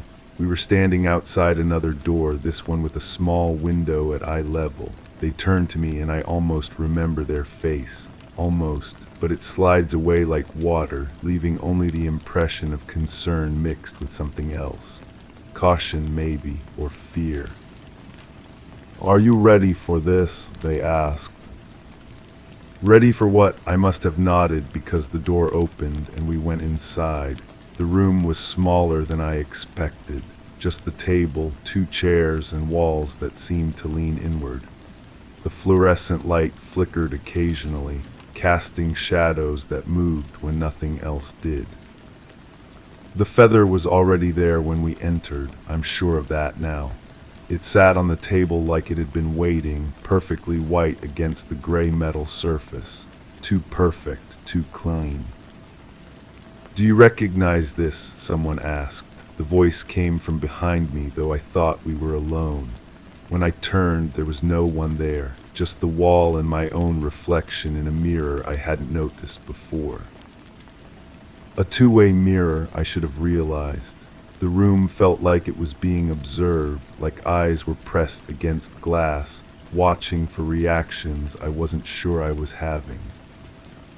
I reached for the feather. My hand moved without permission, drawn by some instinct I couldn't name. But before I could touch it, someone spoke again. Please don't. The voice was familiar now. I'd heard it before, maybe many times. It belonged to someone who knew me, who knew what the feather meant, but I couldn't place the face that went with the voice. It's evidence, they explained. We need to preserve it exactly as it was found. Evidence of what? The question burned in my throat, but I couldn't make myself ask it.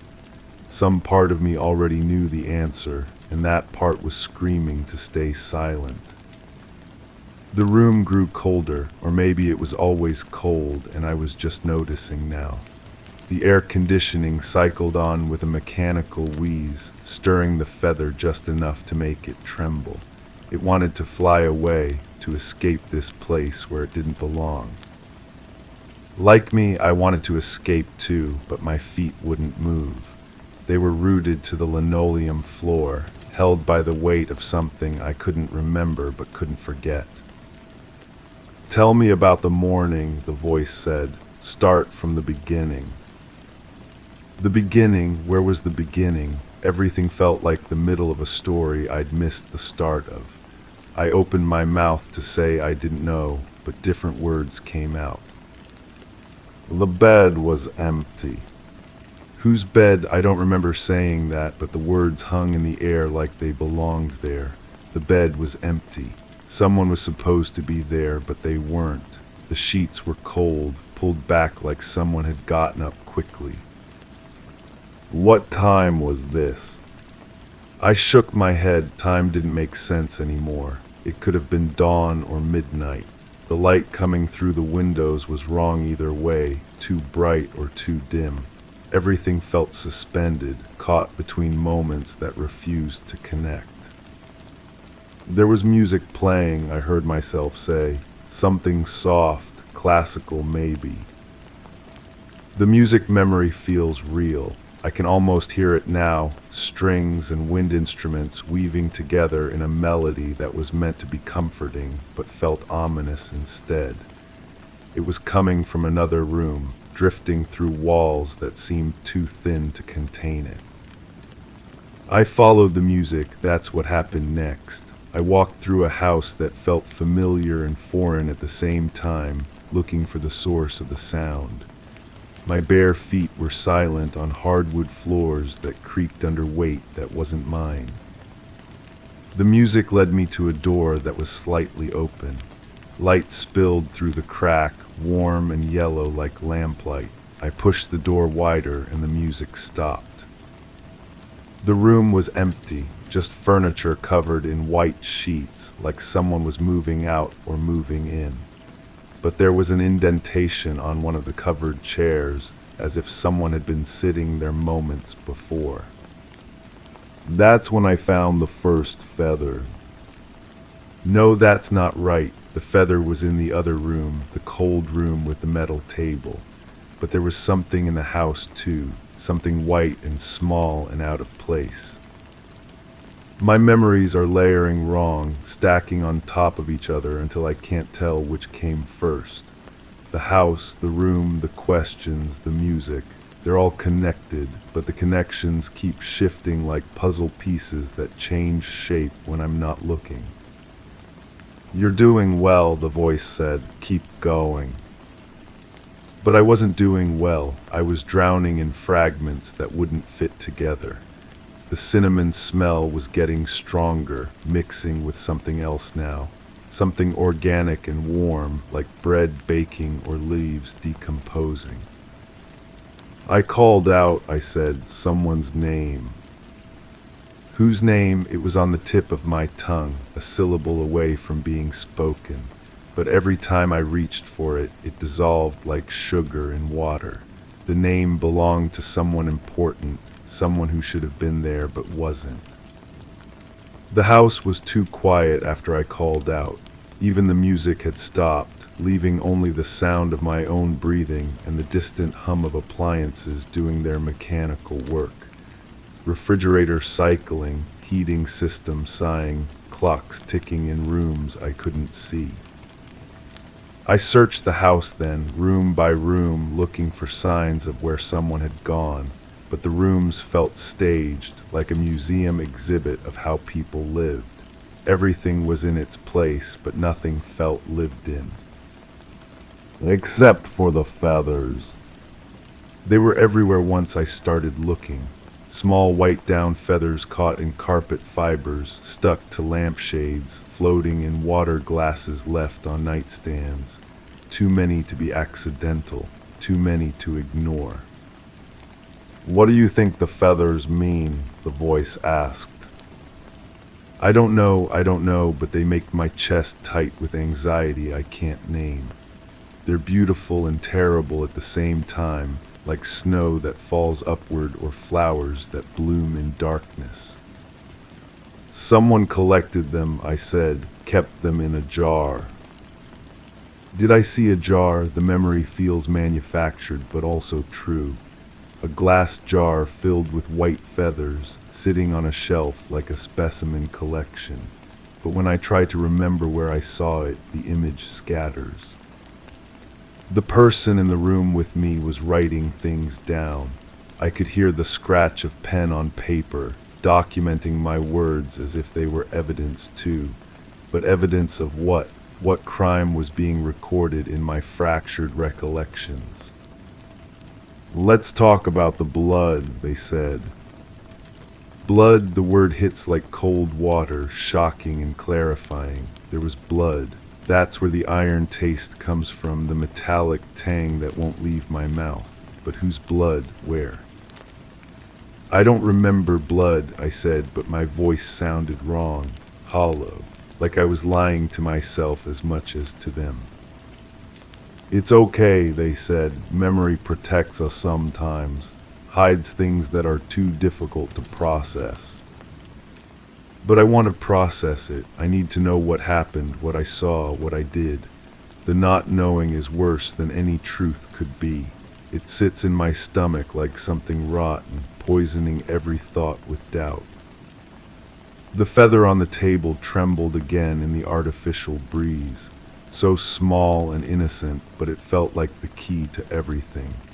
If I could just understand why it was there, why it mattered, the rest might fall into place. "Touch it," a voice whispered, not the official voice asking questions, but something else. Something that sounded like me but wasn't quite right. I reached for the feather again, my fingers stretching across the cold metal surface. This time, no one stopped me. The down was softer than I expected, barely there against my fingertip, but the moment I touched it, something shifted. The room changed, or maybe I changed. The walls seemed to breathe, expanding and contracting like lungs. The mirror reflected something that wasn't quite my face, features rearranged into an expression I didn't recognize. "Now do you remember?" the voice asked. And suddenly I do, not everything, but enough. Enough to understand why the feathers matter, why the bed was empty, why the music stopped. Enough to know that some doors, once opened, can never be closed again. The cinnamon smell isn't cinnamon at all. It's something else, something my mind translated into comfort because the truth was too sharp to bear.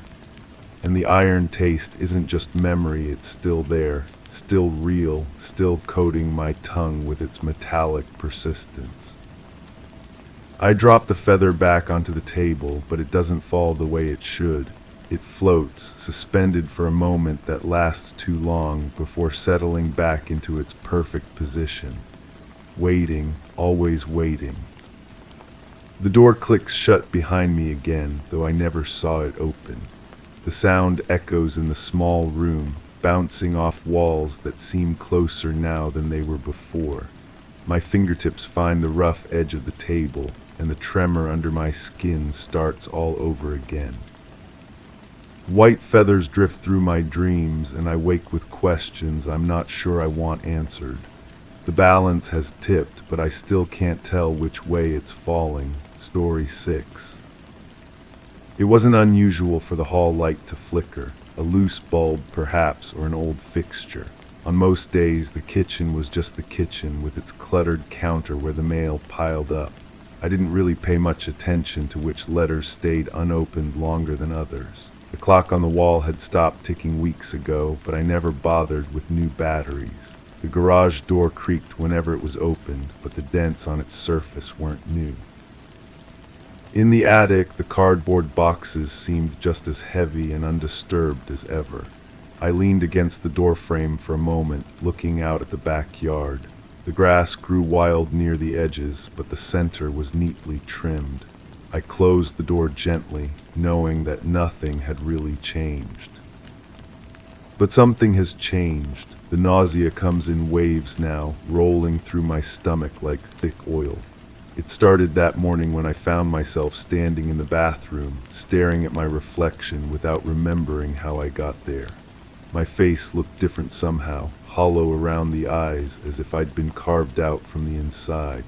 The toothbrush in my hand was wet, but I couldn't recall brushing my teeth.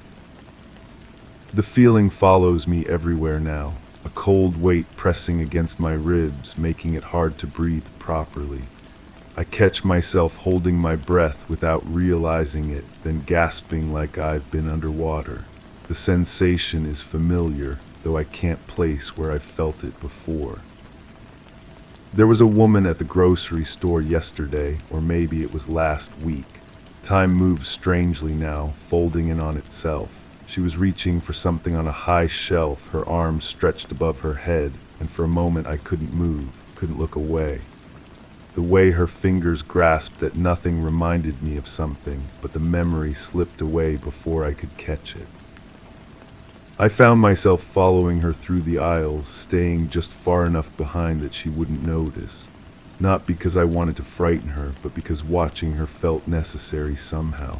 Like solving a puzzle I didn't know I was working on. She picked up a bag of flour, examined it, put it back. The mundane action sent a jolt through my chest, sharp and electric. The checkout line stretched long that day. I stood behind a man with paint under his fingernails, listening to him hum something tuneless. The woman was 3 people ahead, and I could see the back of her neck, pale and exposed where her hair had been pulled up carelessly. A small mole marked the spot just below her hairline. That's when it started coming back, not all at once, but in fragments that didn't quite fit together. The basement stairs creaking under weight, a door that wouldn't close properly because the frame had warped, the smell of damp concrete and something else, something sweet and wrong. I left my cart in the line and walked out into the parking lot, my hands shaking. The asphalt was hot under my feet, and I realized I wasn't wearing shoes. How had I driven here without shoes? The car keys were in my pocket, warm from my body heat, but I couldn't remember the drive at all. Back home, I sat in the kitchen and stared at the pile of mail. Bills mostly, advertisements, a few letters with unfamiliar handwriting. One envelope was thicker than the others, cream-colored paper that felt expensive between my fingers. I turned it over and over, studying the careful cursive of my address, but I couldn't bring myself to open it. The phone rang while I was holding the letter. I let it ring, counting the sounds until the machine picked up. A woman's voice, professional and distant, asking me to call back about an appointment I'd missed. I didn't remember making any appointments. That night I dreamed about water, not the ocean or a lake, but water in a confined space, rising slowly. In the dream I was standing on something, a chair maybe, watching the level creep higher. The water was dark, almost black, and it moved with a thickness that wasn't quite right. I woke with the taste of copper in my mouth. The basement door was open when I came downstairs for coffee. I always kept it closed, had kept it closed for weeks now, but there it was, yawning dark and patient. The smell drifted up, that same sweet wrongness from my fragmentary memories. I pulled the door shut and turned the lock, but my hands were trembling again. I started checking the door obsessively after that. Every few minutes, I'd find myself standing in front of it, testing the handle, making sure it was secure. The metal was always cold under my palm, colder than it should have been. Sometimes I pressed my ear against the wood, listening for sounds that never came. The woman from the grocery store appeared in my dreams. She was reaching for that same high shelf, but now I could see her face, and it wasn't quite right. Her eyes were too wide, too knowing, and when she turned to look at me, her mouth opened as if to speak, but no sound came out. Just that reaching gesture over and over, her fingers grasping at empty air. I started avoiding the grocery store, then the post office, then anywhere I might see people reaching for things. The simple act of extension, arm to object, had become unbearable. I ordered everything online and left instructions to leave packages by the front door. I stopped answering the phone entirely. But the memories kept coming, sharper now and more insistent. A conversation in the kitchen, voices raised but not quite arguing. Someone laughing, but the sound was forced, artificial. Hands moving in gestures I couldn't quite decipher. The refrigerator humming its constant note, covering other sounds I didn't want to remember. There had been a visitor, that much was becoming clear, though the details remained frustratingly vague. Someone who stayed longer than expected, who moved through the house with a familiarity that made me uncomfortable. I could almost see the figure now, shadow-like and indistinct, but definitely present. The cream-colored letter sat unopened on the counter for days. Every time I passed it, I felt that oil-slick nausea rise in my throat. The handwriting seemed to shift when I wasn't looking directly at it, the careful loops becoming more urgent, more desperate. I started leaving the kitchen light on at night so I wouldn't have to see the envelope in darkness. One morning I found myself in the garage without remembering the decision to go there. I was standing next to the car, keys in hand, but I couldn't recall what I'd intended to do. The concrete floor was stained in places, dark patches that could have been oil or something else. I knelt down and touched one of the stains, and it was still slightly damp. The dents in the garage door looked different up close, not like impact damage, but more deliberate, as if someone had pushed against the metal from the inside. I traced the patterns with my finger, following indentations that almost formed letters or maybe numbers. The metal was warm despite the cool air. I found myself spending more time in the garage after that, studying the walls, the floor, the way the light fell through the small window. There was a corner where the shadows seemed deeper than they should be, and sometimes I caught movement there in my peripheral vision. But when I turned to look directly, nothing was ever there. The phone calls became more frequent, different voices now, some official sounding, others more personal and concerned. I listened to them through the machine, my name repeated over and over until it started to sound foreign, like a word from another language. They wanted me to come in to talk, to explain things I couldn't remember clearly enough to put into words. The basement door started opening on its own again, or maybe I was opening it without realizing. I'd find it ajar in the morning, that sweet strong smell drifting up like a question I couldn't answer. I bought a different lock, a heavier one, but somehow the door still managed to swing open when I wasn't watching. Sleep became impossible. Every time I closed my eyes, I was back in that water dream, but now the liquid was rising faster, and I could see shapes moving beneath the surface. Dark forms that might have been debris or might have been something else entirely. I'd wake gasping, my sheets soaked with sweat that smelled faintly of concrete and fear. The woman at the grocery store started appearing in other places.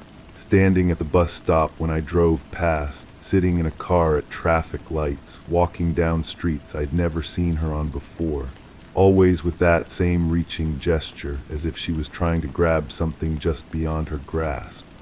I began to wonder if I was seeing her at all, or if my mind was projecting her onto strangers. The cream-colored letter had moved. I was sure I'd left it under the stack of bills, but now it sat on top, positioned so the return address was clearly visible. The name written there sent a shock through my system, though I couldn't immediately place why it was familiar. The handwriting seemed more urgent now, the ink darker, as if pressed hard into the paper. I opened it finally, my hands shaking so badly I could barely manage the envelope. Inside was a single sheet of the same cream paper, covered in that careful cursive. The words swam before my eyes, refusing to hold still long enough for me to read them properly. Something about concern, about missed meetings, about questions that needed answering. The signature at the bottom was a name I recognized but couldn't quite place in context.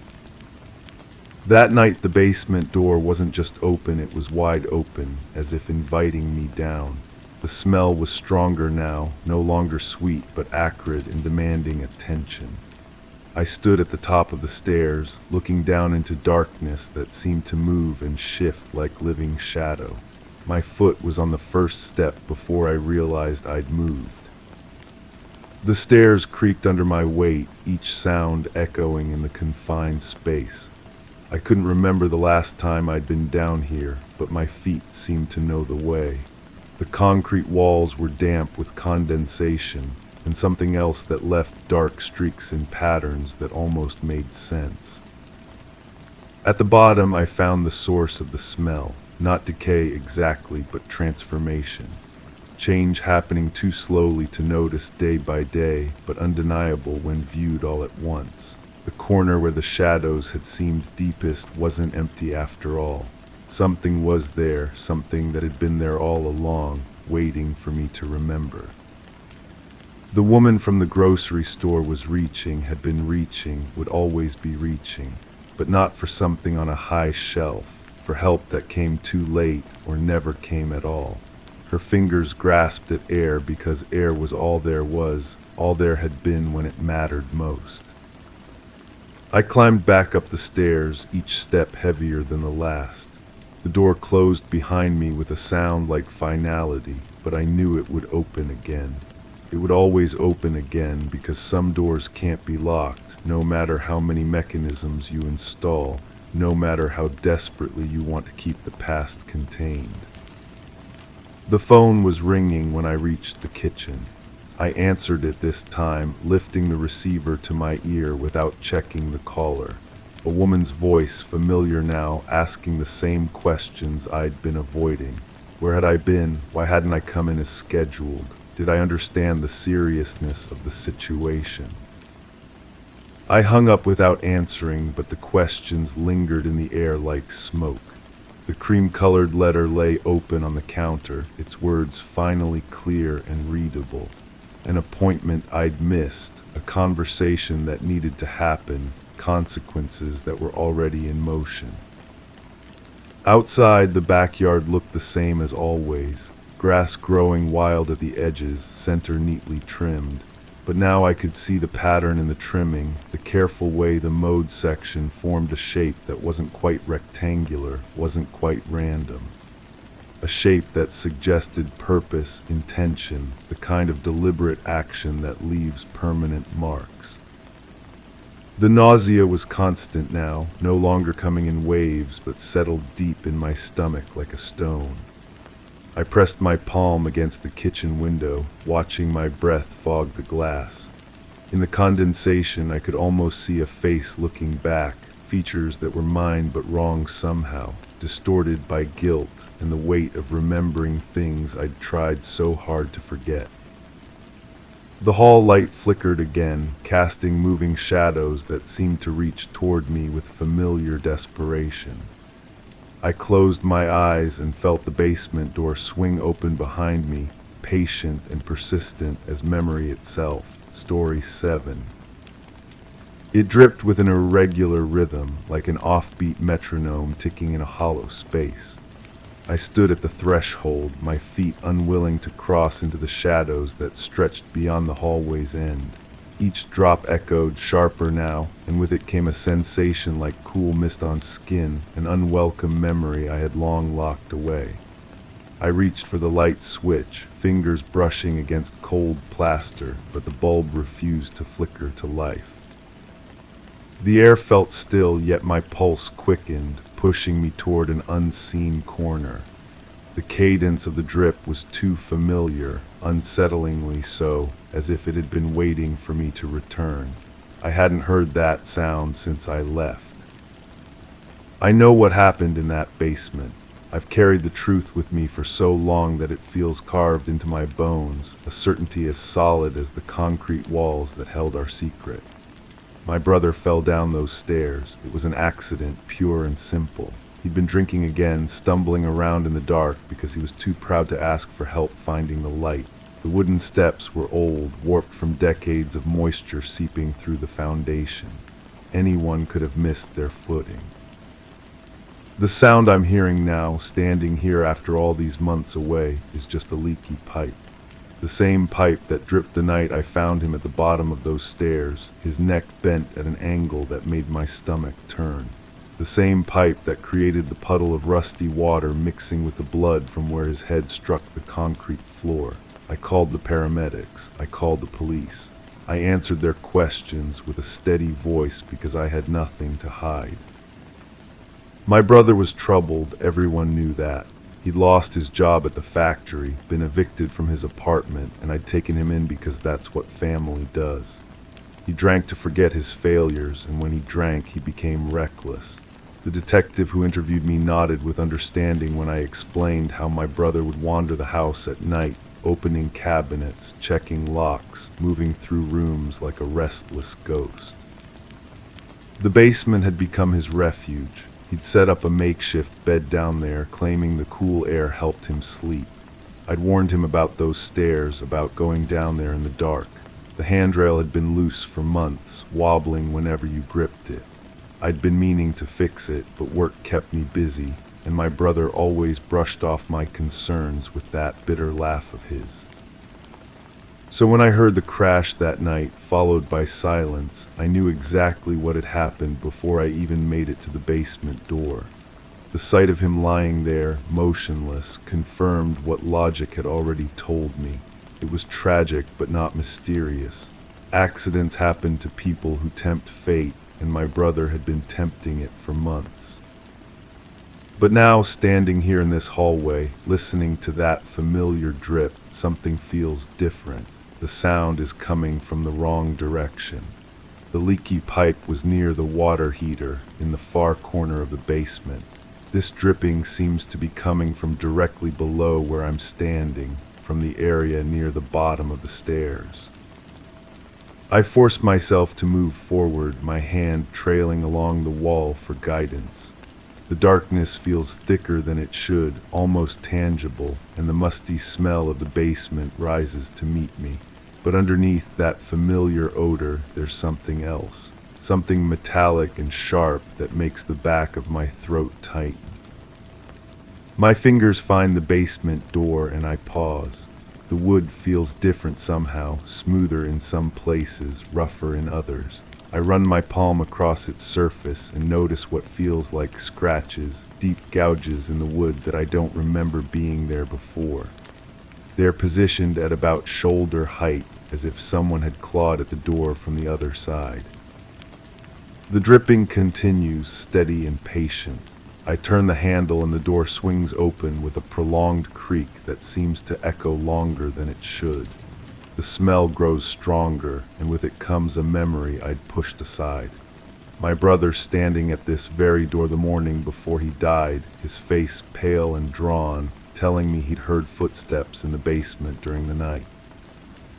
I'd dismissed his concerns. He was paranoid when he drank, always imagining threats that didn't exist. But now I remember the way he'd gripped my arm, the genuine fear in his eyes as he insisted someone had been down there. He'd wanted to call the police, but I'd talked him out of it, convinced him it was just the house settling, maybe a raccoon that had found its way inside. The wooden steps groan under my weight as I begin my descent.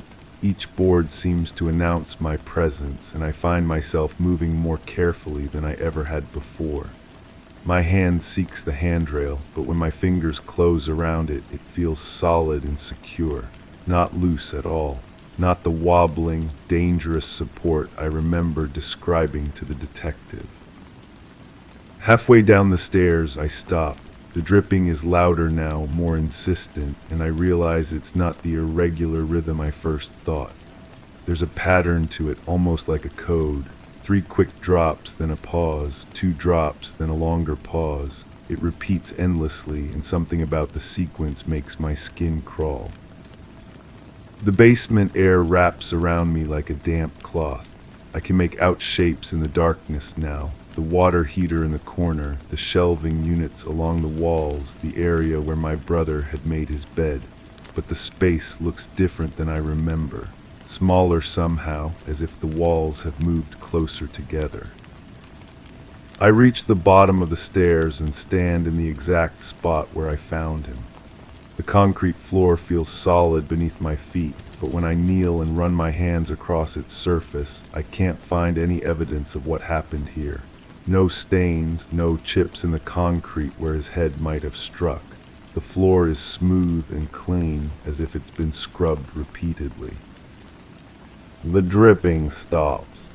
In the sudden silence, I hear something else, a soft scraping sound like fabric being dragged across concrete. It's coming from the far corner of the basement near the water heater. I strain my eyes in the darkness, trying to make sense of what I'm seeing. There's a shape there, something that doesn't belong. My heart begins to race as I realize what I'm looking at. It's a sleeping bag, the same one my brother used when he slept down here. But it's not empty. There's a form inside it, motionless and still.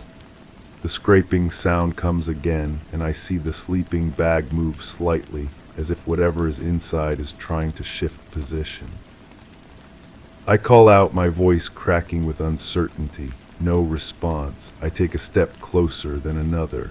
The shape becomes clearer, more defined. It's definitely a person lying on their side with their back to me. The size and build look familiar, and a terrible possibility begins to take shape in my mind. But that's impossible. I saw them take my brother's body away. I signed papers. I attended the funeral. I watched as they lowered the casket into the ground. He can't be here. The scraping sound comes again, and this time I see movement. A hand emerges from the sleeping bag, pale and thin, fingers grasping at the concrete floor. The motion is weak, desperate, like someone trying to pull themselves forward. I stumble backward, my legs hitting the bottom step of the stairs. The impact sends a shock through my body, and suddenly I'm remembering that night differently. Not the clean, simple version I've been carrying, but something messier and more complicated. My brother hadn't been drinking that night, I remember now. He'd been sober for 3 days, trying to get his life together. He'd found a light on a new job, had been talking about moving out, getting his own place again. He'd been hopeful for the first time in months. And he hadn't been alone in the basement. The memory comes back in fragments, like pieces of a broken mirror reflecting distorted images. I remember voices coming from downstairs, my brother's and someone else's. I remember the sound of an argument, raised voices, then sudden silence. I remember going to investigate and finding the basement door locked from the inside. But that's not right either. The basement door doesn't have a lock. It never has. I'm backing up the stairs now, my hands gripping the solid handrail that I know was loose, that had to be loose for my story to make sense. With each step, more details surface. The way my brother's body had been positioned when I found him, not sprawled naturally as if he'd fallen, but arranged carefully, almost respectfully. The absence of any blood despite the supposed head injury. The strange calmness I'd felt when I made the phone calls, as if I'd rehearsed what to say. The dripping starts again, but now it's coming from above me, from somewhere in the kitchen. I reach the top of the stairs and turn around, looking back into the basement. The shape near the water heater is gone. The sleeping bag lies flat and empty, as if no one was ever there. But the smell remains, that metallic, sharp odor that makes my throat close up. It's not coming from the basement anymore. It's following me, clinging to my clothes, my skin, my hair. I realize I've been carrying it with me all this time, and everyone I've encountered must have noticed it too. I close the basement door and lean against it, my heart hammering against my ribs. The house feels different now, as if it's been rearranged while I was downstairs. The shadows fall at wrong angles, and the familiar sounds of settling wood and shifting pipes have taken on a sinister quality. In the kitchen, I find the source of the new dripping. The faucet is turned on just enough to let water escape one drop at a time, but I know I didn't leave it that way. I never leave faucets dripping. It wastes water, and the sound drives me crazy. I turn the handle to shut it off completely, and in the sudden silence I hear footsteps upstairs. Slow, deliberate steps moving across the floorboards above my head. They follow a path I recognize, from the top of the stairs to the spare bedroom where my brother used to sleep before he moved to the basement. The footsteps stop directly above me, and I hear the creak of bed springs as if someone has just sat down on the mattress. Then nothing, just the kind of absolute quiet that feels heavy and expectant, as if the house itself is holding its breath. I should go upstairs, I should investigate, but my feet won't move and my hands have begun to shake, because I'm starting to understand that the story I've been telling myself, the story I told the police and the paramedics and anyone who would listen, has holes in it. Big, gaping holes that I've been carefully stepping around for months. The truth is shifting beneath me like quicksand, and I can feel myself sinking into something I'm not sure I want to understand. The certainty I've clung to is dissolving, leaving behind questions I'm afraid to answer. What really happened that night in the basement? And if my brother is dead and buried, who is walking around upstairs in his old room? The dripping starts again, but this time it's coming from everywhere at once. Story 8. I stood motionless in the dim hallway, eyes locked on the darkened staircase that seemed to absorb the light around it. The air was still, yet it carried the weight of anticipation, as if holding its breath waiting. My ears strained to catch any sound beyond the low hum that draped itself over everything, folding into the corners of the room. Each step loomed like a silent sentinel, casting elongated shadows that shifted without movement. My own breath felt loud, an intruder in this sanctuary of whispers.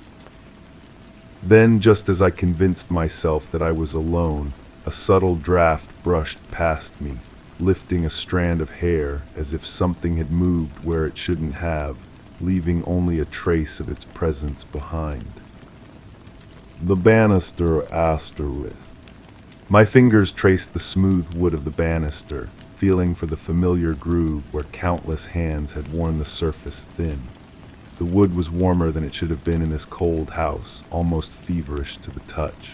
I remembered how she used to slide her palm along the same rail, always pausing at the third step where the wood curved slightly inward. Her wedding ring would catch against that imperfection, creating a tiny metallic tap that announced her presence long before she appeared. Now the silence where that sound should be felt heavier than any noise could. The photograph asterisk. On the small table beside the stairs sat a silver frame, its surface clouded with fingerprints that caught the weak light filtering through the curtained windows. The image inside showed two figures standing close together, but the glass had developed a crack that ran diagonally across one of the faces, fragmenting the smile into jagged pieces. I had looked at this photograph thousands of times, yet tonight something about the positioning seemed wrong, as if the frame had been moved slightly to the left, changing the angle at which the subjects gazed out at me. The carpet runner. Beneath my feet, the burgundy carpet runner displayed a pattern of interlocking roses that had faded to the color of old blood. The fabric showed clear signs of heavy traffic, with a path worn down the center where footsteps had compressed the fibers into submission. But there were other marks, too, scuff marks that suggested something had been dragged across the surface, leaving behind streaks that disrupted the orderly pattern. The cleaning solution smell that lingered suggested recent attempts to restore the carpet to its original state. The light switch. My hand found the brass light switch on the wall, its surface sticky with some residue that hadn't been there before. The switch plate was loose, wiggling slightly when I touched it, as if someone had recently removed and hastily replaced it. When I flicked the switch, only half the lights responded, casting uneven pools of illumination that left crucial areas in shadow. The electrical hum grew louder, taking on an almost musical quality that reminded me of Humming Her Humming, which had always been slightly off-key but comforting nonetheless. The closet door. At the base of the stairs, a narrow closet door stood slightly ajar, revealing nothing but darkness within. The door handle bore scratches around the lock mechanism, fresh gouges in the metal that suggested someone had struggled with keys in poor lighting. A faint odor drifted from the gap, not unpleasant, but unfamiliar, like flowers left too long in stagnant water. I remembered this closet being locked, always locked, with the key kept in a small dish on the kitchen counter. That dish now sat empty. The floorboard. The hardwood floor beyond the carpet runner creaked under my weight, but the sounds came from unexpected places. The boards that had always been solid now groaned with protest, while others that had squeaked for years remained silent. It was as if the entire foundation had shifted, redistributing stress and weakness to different points. In the gaps between boards, I noticed small particles of what looked like sawdust, though no construction had taken place recently. The debris formed tiny trails leading toward the back of the house. The window. Through the narrow window at the landing, streetlight filtered through glass that needed cleaning. The pane was fogged with condensation on the inside, unusual for this time of year, and someone had traced letters in the moisture, just fragments, really, not complete words. The letters were already beginning to fade, the water droplets reclaiming the smooth surface. Outside, the street appeared normal, but the familiar landmarks seemed positioned differently, as if I were viewing them from an altered perspective. The mirror. A small mirror hung crooked on the wall, its silvered surface spotted with age and moisture damage. My reflection looked back at me, but something about the image seemed delayed, as if the mirror were showing me movements I had made moments before rather than in real time. Dark spots in the silver created gaps in my reflected face, making me appear fragmented and incomplete. Behind my reflection, I could see the distorted image of the hallway, but there seemed to be shapes in the background that didn't correspond to anything actually present. The telephone. On a small shelf, an old telephone sat silent, its receiver slightly askew in the cradle. The cord was stretched and twisted, suggesting it had been pulled taut recently, and the plastic surface bore the impression of fingerprints pressed deeply into the material. When I lifted the receiver to check for a dial tone, I heard instead a faint crackling sound, like paper being crumpled at a great distance.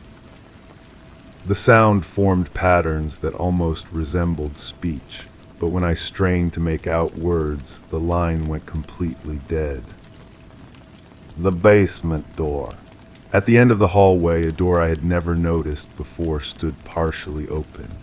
The wood was painted the same color as the walls, making it nearly invisible unless viewed from just the right angle. Cool air flowed from the opening, carrying with it the scent of earth and something else, something organic that had been disturbed. The darkness beyond the threshold was absolute, swallowing the beam from my phone's flashlight as if light itself were being consumed. Stone steps descended into that darkness, worn smooth by countless passages. The jewelry box. On the hallway table, her jewelry box sat open, its tiny ballerina frozen mid-spin. The melody mechanism had wound down, but occasionally it would emit a single, discordant note, as if fighting against some internal resistance. The velvet lining was disheveled, with clear impressions showing where pieces had been hastily removed. A few scattered earrings remained, but the valuable items were gone, not stolen, I realized, but deliberately relocated. The box's mirror was cracked in a spider web pattern that distorted any reflection into a kaleidoscope of fragments. The air vent asterisk. Above my head, an air vent released a steady stream of cool air that carried unfamiliar scents. The metal grate was slightly askew, with one corner bent outward as if something had pushed against it from within. Dust particles danced in the airflow, but they moved in patterns that defied the direction of the breeze, swirling in tight spirals that seemed almost intentional. From within the ductwork came occasional sounds, not the normal settling noises of a house, but rhythmic tapping that resembled a code. The umbrella stand. Near the front door, a ceramic umbrella stand held a single black umbrella, its fabric still damp despite the clear weather outside. The stand itself was chipped along the rim, fresh damage that exposed the white ceramic beneath the blue glaze. Water had pooled at the bottom, more than could have dripped from the umbrella alone, and the water held an oily sheen that created rainbow patterns in the dim light. The umbrella's handle was worn smooth in places where nervous hands had gripped it tightly. The wall paint asterisk. The hallway walls, painted in what had once been a cheerful yellow, now appeared sickly under the inadequate lighting. In several places, the paint had bubbled and peeled, revealing layers of different colors beneath colors that told the history of the house's various occupants. But there were also areas where the paint seemed to have been touched up recently, patches slightly different in hue that suggested someone had tried to cover stains or damage. The texture of these patches was rougher, as if multiple coats had been applied hastily. The house key. A set of keys hung from a small hook by the door, but there were more keys than I remembered. The familiar house key and car key were there, but several others had been added keys of different sizes and metals that suggested access to places I didn't recognize. One key was still warm to the touch, as if it had been recently used, and bore traces of a powdery substance that left residue on my fingers. The key ring itself was new, the metal bright and unscratched, replacing the worn leather fob that had been there before. The thermostat. The digital thermostat on the wall displayed a temperature that felt wrong for the actual conditions in the house. The numbers flickered occasionally, cycling through readings that varied by several degrees without explanation. Someone had recently adjusted the programming, overriding the usual schedule with new settings that kept the house warmer during the day and cooler at night, the opposite of normal preferences. The plastic cover bore the impression of fingertips pressed urgently against the controls. The final shadow asterisk. As I prepared to leave the hallway, I noticed one last detail that made me question everything I had observed. On the wall opposite the staircase, a shadow fell in a shape that didn't correspond to any object in the room. The shadow was human-shaped but elongated, stretched across the surface as if cast by someone standing in a position where no one could possibly be. As I moved, trying to determine what could be creating this shadow, it remained perfectly still, unchanging even as the light sources shifted around me. The shadow seemed darker than mere absence of light should allow, and within its boundaries I could swear I detected the faintest suggestion of movement, as if something within that darkness were breathing. Story 9. The door was intact upon initial inspection. All furniture appeared undisturbed, with no presence of dust to suggest inactivity. One chair at the table was pulled back, precisely aligned with the edge. On the counter, utensils were arranged as per standard procedure, no deviations noted. A single plate held remnants, yet no cleaning was required. Curtains were drawn, although the fixtures remained cold to the touch. The clock on the wall displayed the correct time, consistently ticking. All equipment functioned normally, yet no electrical source was confirmed. I keep coming back to that sound, the ticking, not just any ticking, but the particular rhythm of it, like a heartbeat that's slightly off, just enough to make you notice, just enough to make you uneasy. The thing is, I don't remember writing that report. I must have. It's in my handwriting, filed properly in the folder I keep by my bedside. But when I read it back, it sounds like someone else's voice, someone more clinical, someone who notices things I wouldn't normally notice. The chair bothers me most, pulled back precisely. I keep seeing it in my mind, that exact angle, that perfect distance from the table. Who sits like that, who leaves a chair positioned so deliberately. There was a woman, I think there was a woman. She had this way of arranging things, always just so. Her kitchen counter looked like a magazine spread, everything in its place. But that's not right, is it? Because the report says it was my inspection, my observation. I remember walking through rooms that felt familiar but wrong, like visiting a childhood home after someone else has lived there. The walls were the same color I expected, but the light fell differently. The air tasted different. Everything appears normal, I said to someone, or maybe someone said it to me. The voice echoes in my head sometimes, especially when I'm trying to sleep. Normal, what does that even mean? The plate with remnants, I can see it clearly now, sitting on that counter. Half a sandwich maybe, or was it something else? The image shifts when I'm not looking directly at it in my memory, like peripheral vision playing tricks. I found myself writing notes about things I don't remember seeing. Observations in my own handwriting that feel foreign, the fixtures being cold.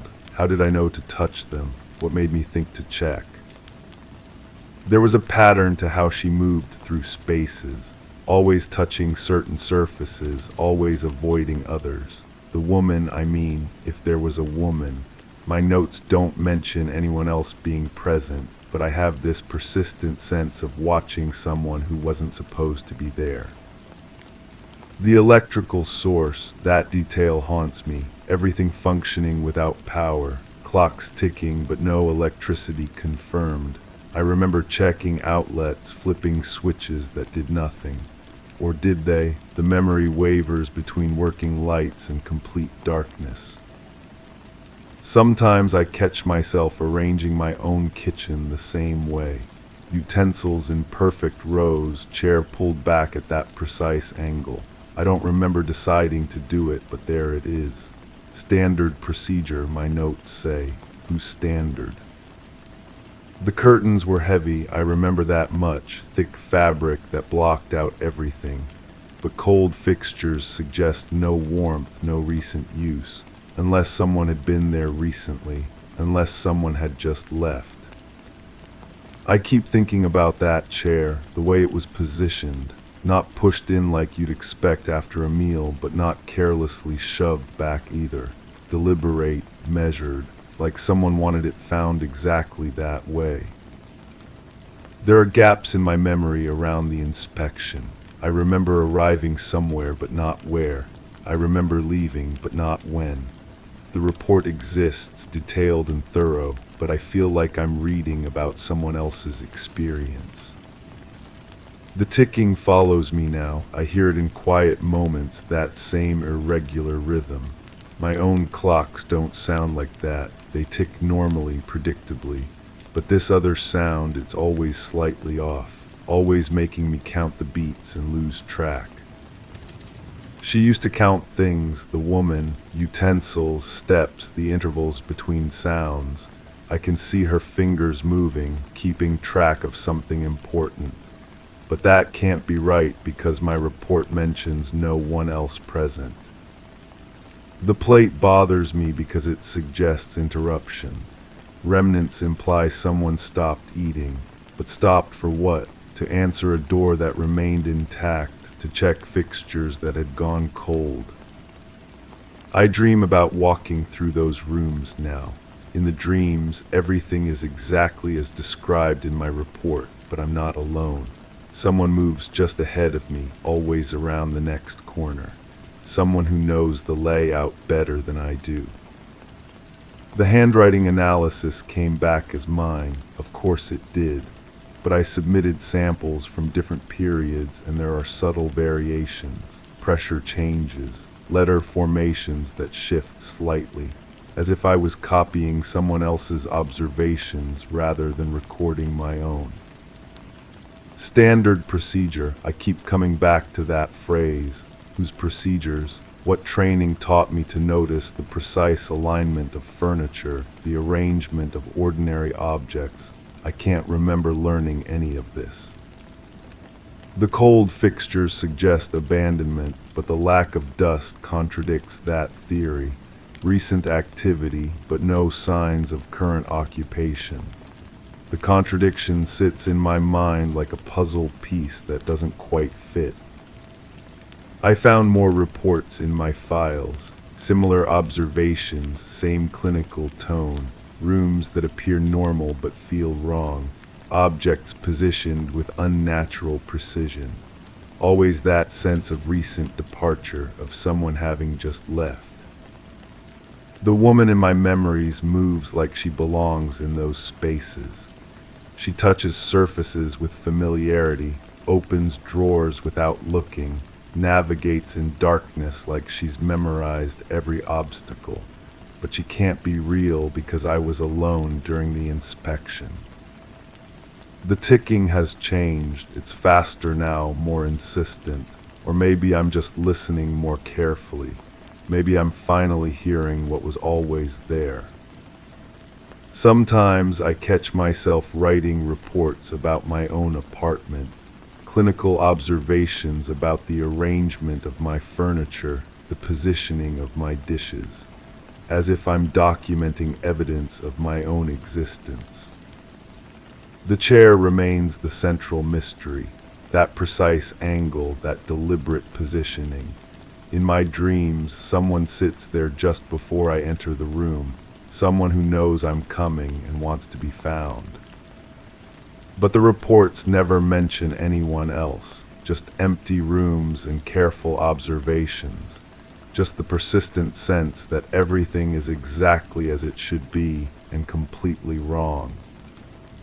The ticking continues, that same irregular heartbeat, counting down to something I can't quite remember, something I'm not sure I want to remember. And I keep writing these reports, documenting spaces that feel like memories of places I've never been. Always that same clinical voice, always those same careful observations, always that sense of someone just out of sight, arranging everything perfectly.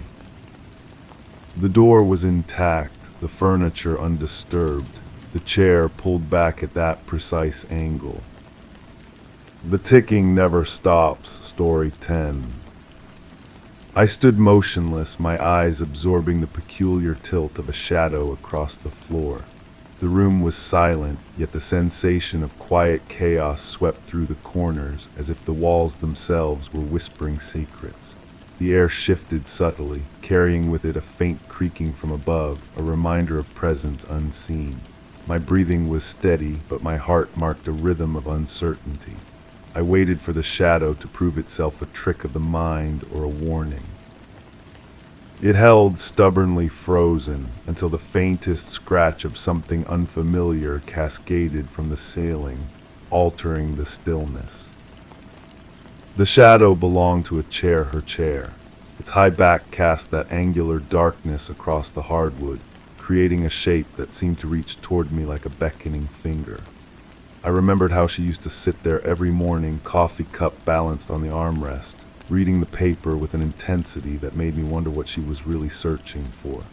The upholstery was burgundy velvet, worn thin at the edges where her hands had gripped during those long phone conversations I was never meant to overhear. Now it sat empty, positioned at an odd angle to the window, as if someone had moved it recently and forgotten to put it back.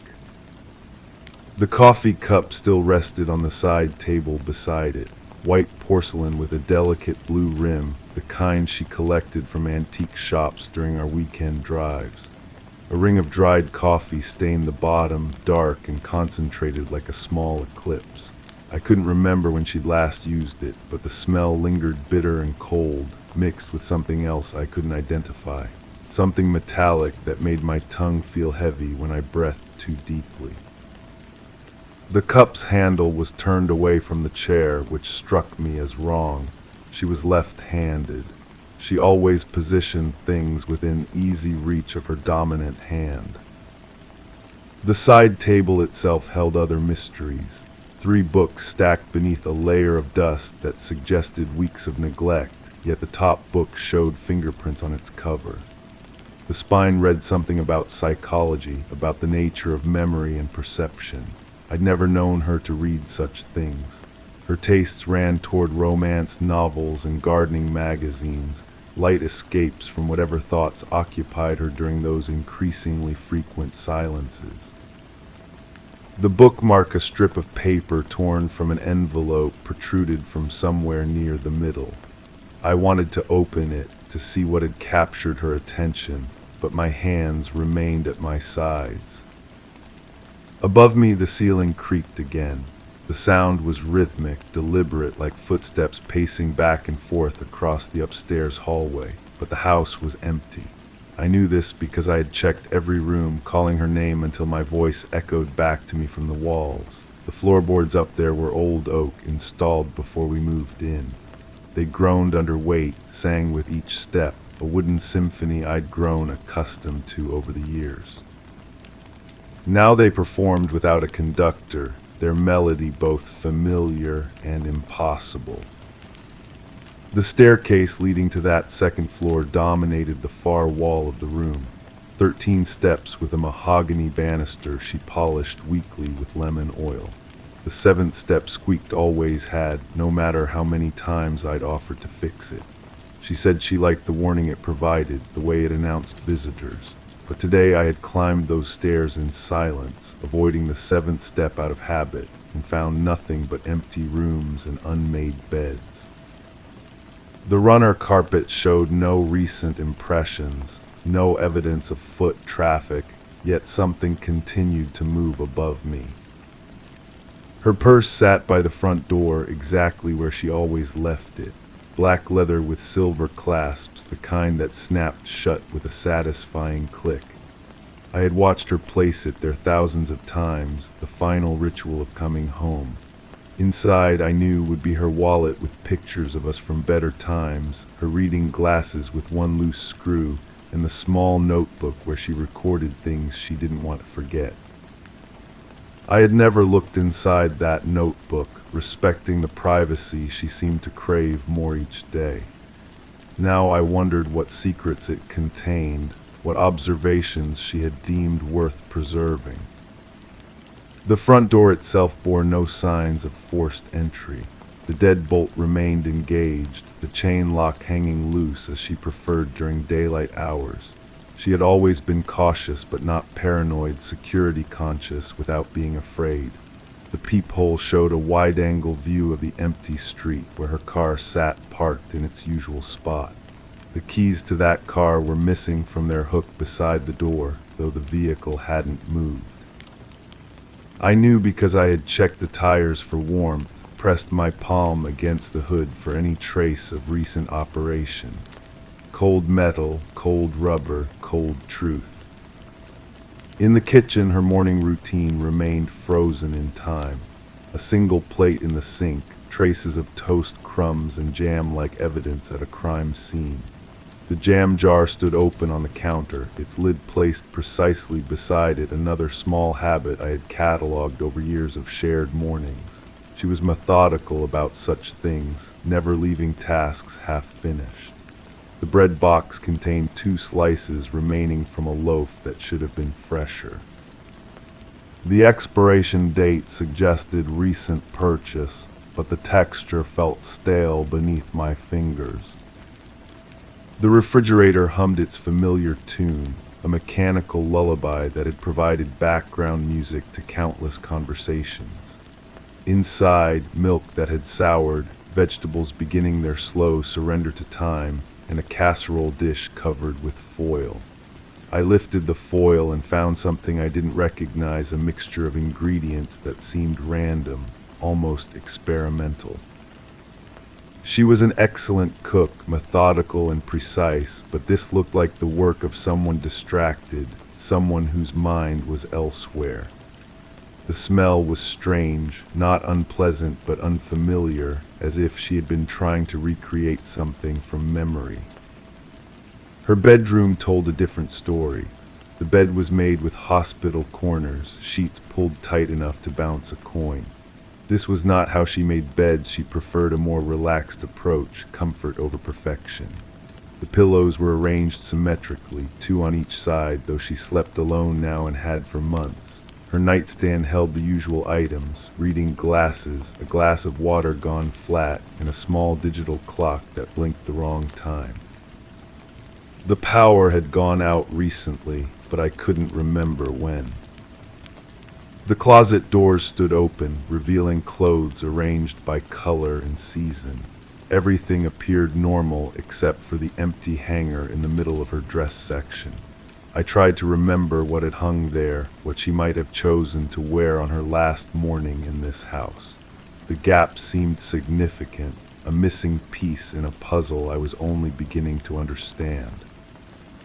Her shoes were lined up beneath the hanging clothes, but one pair was missing: her walking shoes, the comfortable ones she wore for her daily visits to the park. Bathroom, her toothbrush was dry. The bristles stood at attention, undisturbed by recent use. Her medications remained in their prescribed bottles, small orange containers with labels I had memorized. One for blood pressure, one for anxiety, one for sleeping when the nights grew too long and too quiet. The pill count seemed wrong, too many remaining for the dates on the labels. I wondered if she had been taking them at all, or if she had been saving them for some purpose I didn't want to consider. The mirror above the sink reflected my own confusion back at me, but in its surface I could also see the window behind me, the one that looked out onto the backyard where she spent her afternoons. The garden showed signs of recent attention: freshly turned soil, plants watered and weeded. She had been out there, working with her hands in the earth, finding solace in growth and renewal. The tools were still scattered on the ground, abandoned mid-task, as if she had been called away suddenly. A shovel lay beside the flower bed, its blade dark with soil. The earth around her roses had been disturbed, not with the careful attention of gardening, but with something more urgent, more purposeful. The hole was roughly rectangular, about the size of a small suitcase, and recently filled. I had helped her plant those roses when we first moved in, back when we still made plans together, when the future seemed as predictable as the changing seasons. Her garden journal rested on the back steps, pages fluttering in the breeze. She recorded everything: planting dates, weather patterns, which varieties thrived and which struggled. The final entry was written in handwriting that looked hurried, almost frantic. It mentioned something about preparing for winter, about protecting the things that mattered most. The date was from yesterday, but I couldn't remember seeing her in the garden yesterday. I couldn't remember seeing her at all. The back gate swung gently on its hinges, creating a soft metallic rhythm against the fence post. She always kept it latched, worried about stray animals getting into her carefully tended space. Now it moved freely, opening and closing with each gust of wind like a mouth trying to speak. Beyond the gate, the alley was empty except for garbage cans and the scattered leaves that had begun their autumn surrender. Inside the house again, I noticed the phone was unplugged from the wall. The cord lay coiled on the floor like a sleeping snake, its connection severed deliberately. She had been expecting calls, I knew, because she had mentioned it, had seemed anxious about communications she needed to receive. The answering machine blinked with accumulated messages, but without power, the voices remained trapped inside, secrets spoken to an electronic void. The living room felt different now, charged with implications I couldn't ignore. That shadow from the chair had moved, shifted with the sun's passage across the sky, but something else had changed too. The photograph on the mantel, the one of us from our anniversary, was turned face down. I couldn't remember it being that way before, couldn't imagine why she would have repositioned it. When I lifted it, our smiling faces looked back at me like strangers, like people from someone else's life. The final detail that stopped my breath was the smallest one. On the coffee table, beside a magazine she had been reading, was a single drop of something dark. Not coffee, not ink, but something that had fallen and dried into a perfect circle. I touched it with my fingertip and felt the roughness of something organic, something that had once been liquid and warm. Above me, the ceiling creaked one more time, and I realized with growing certainty that some questions are more dangerous than their answers.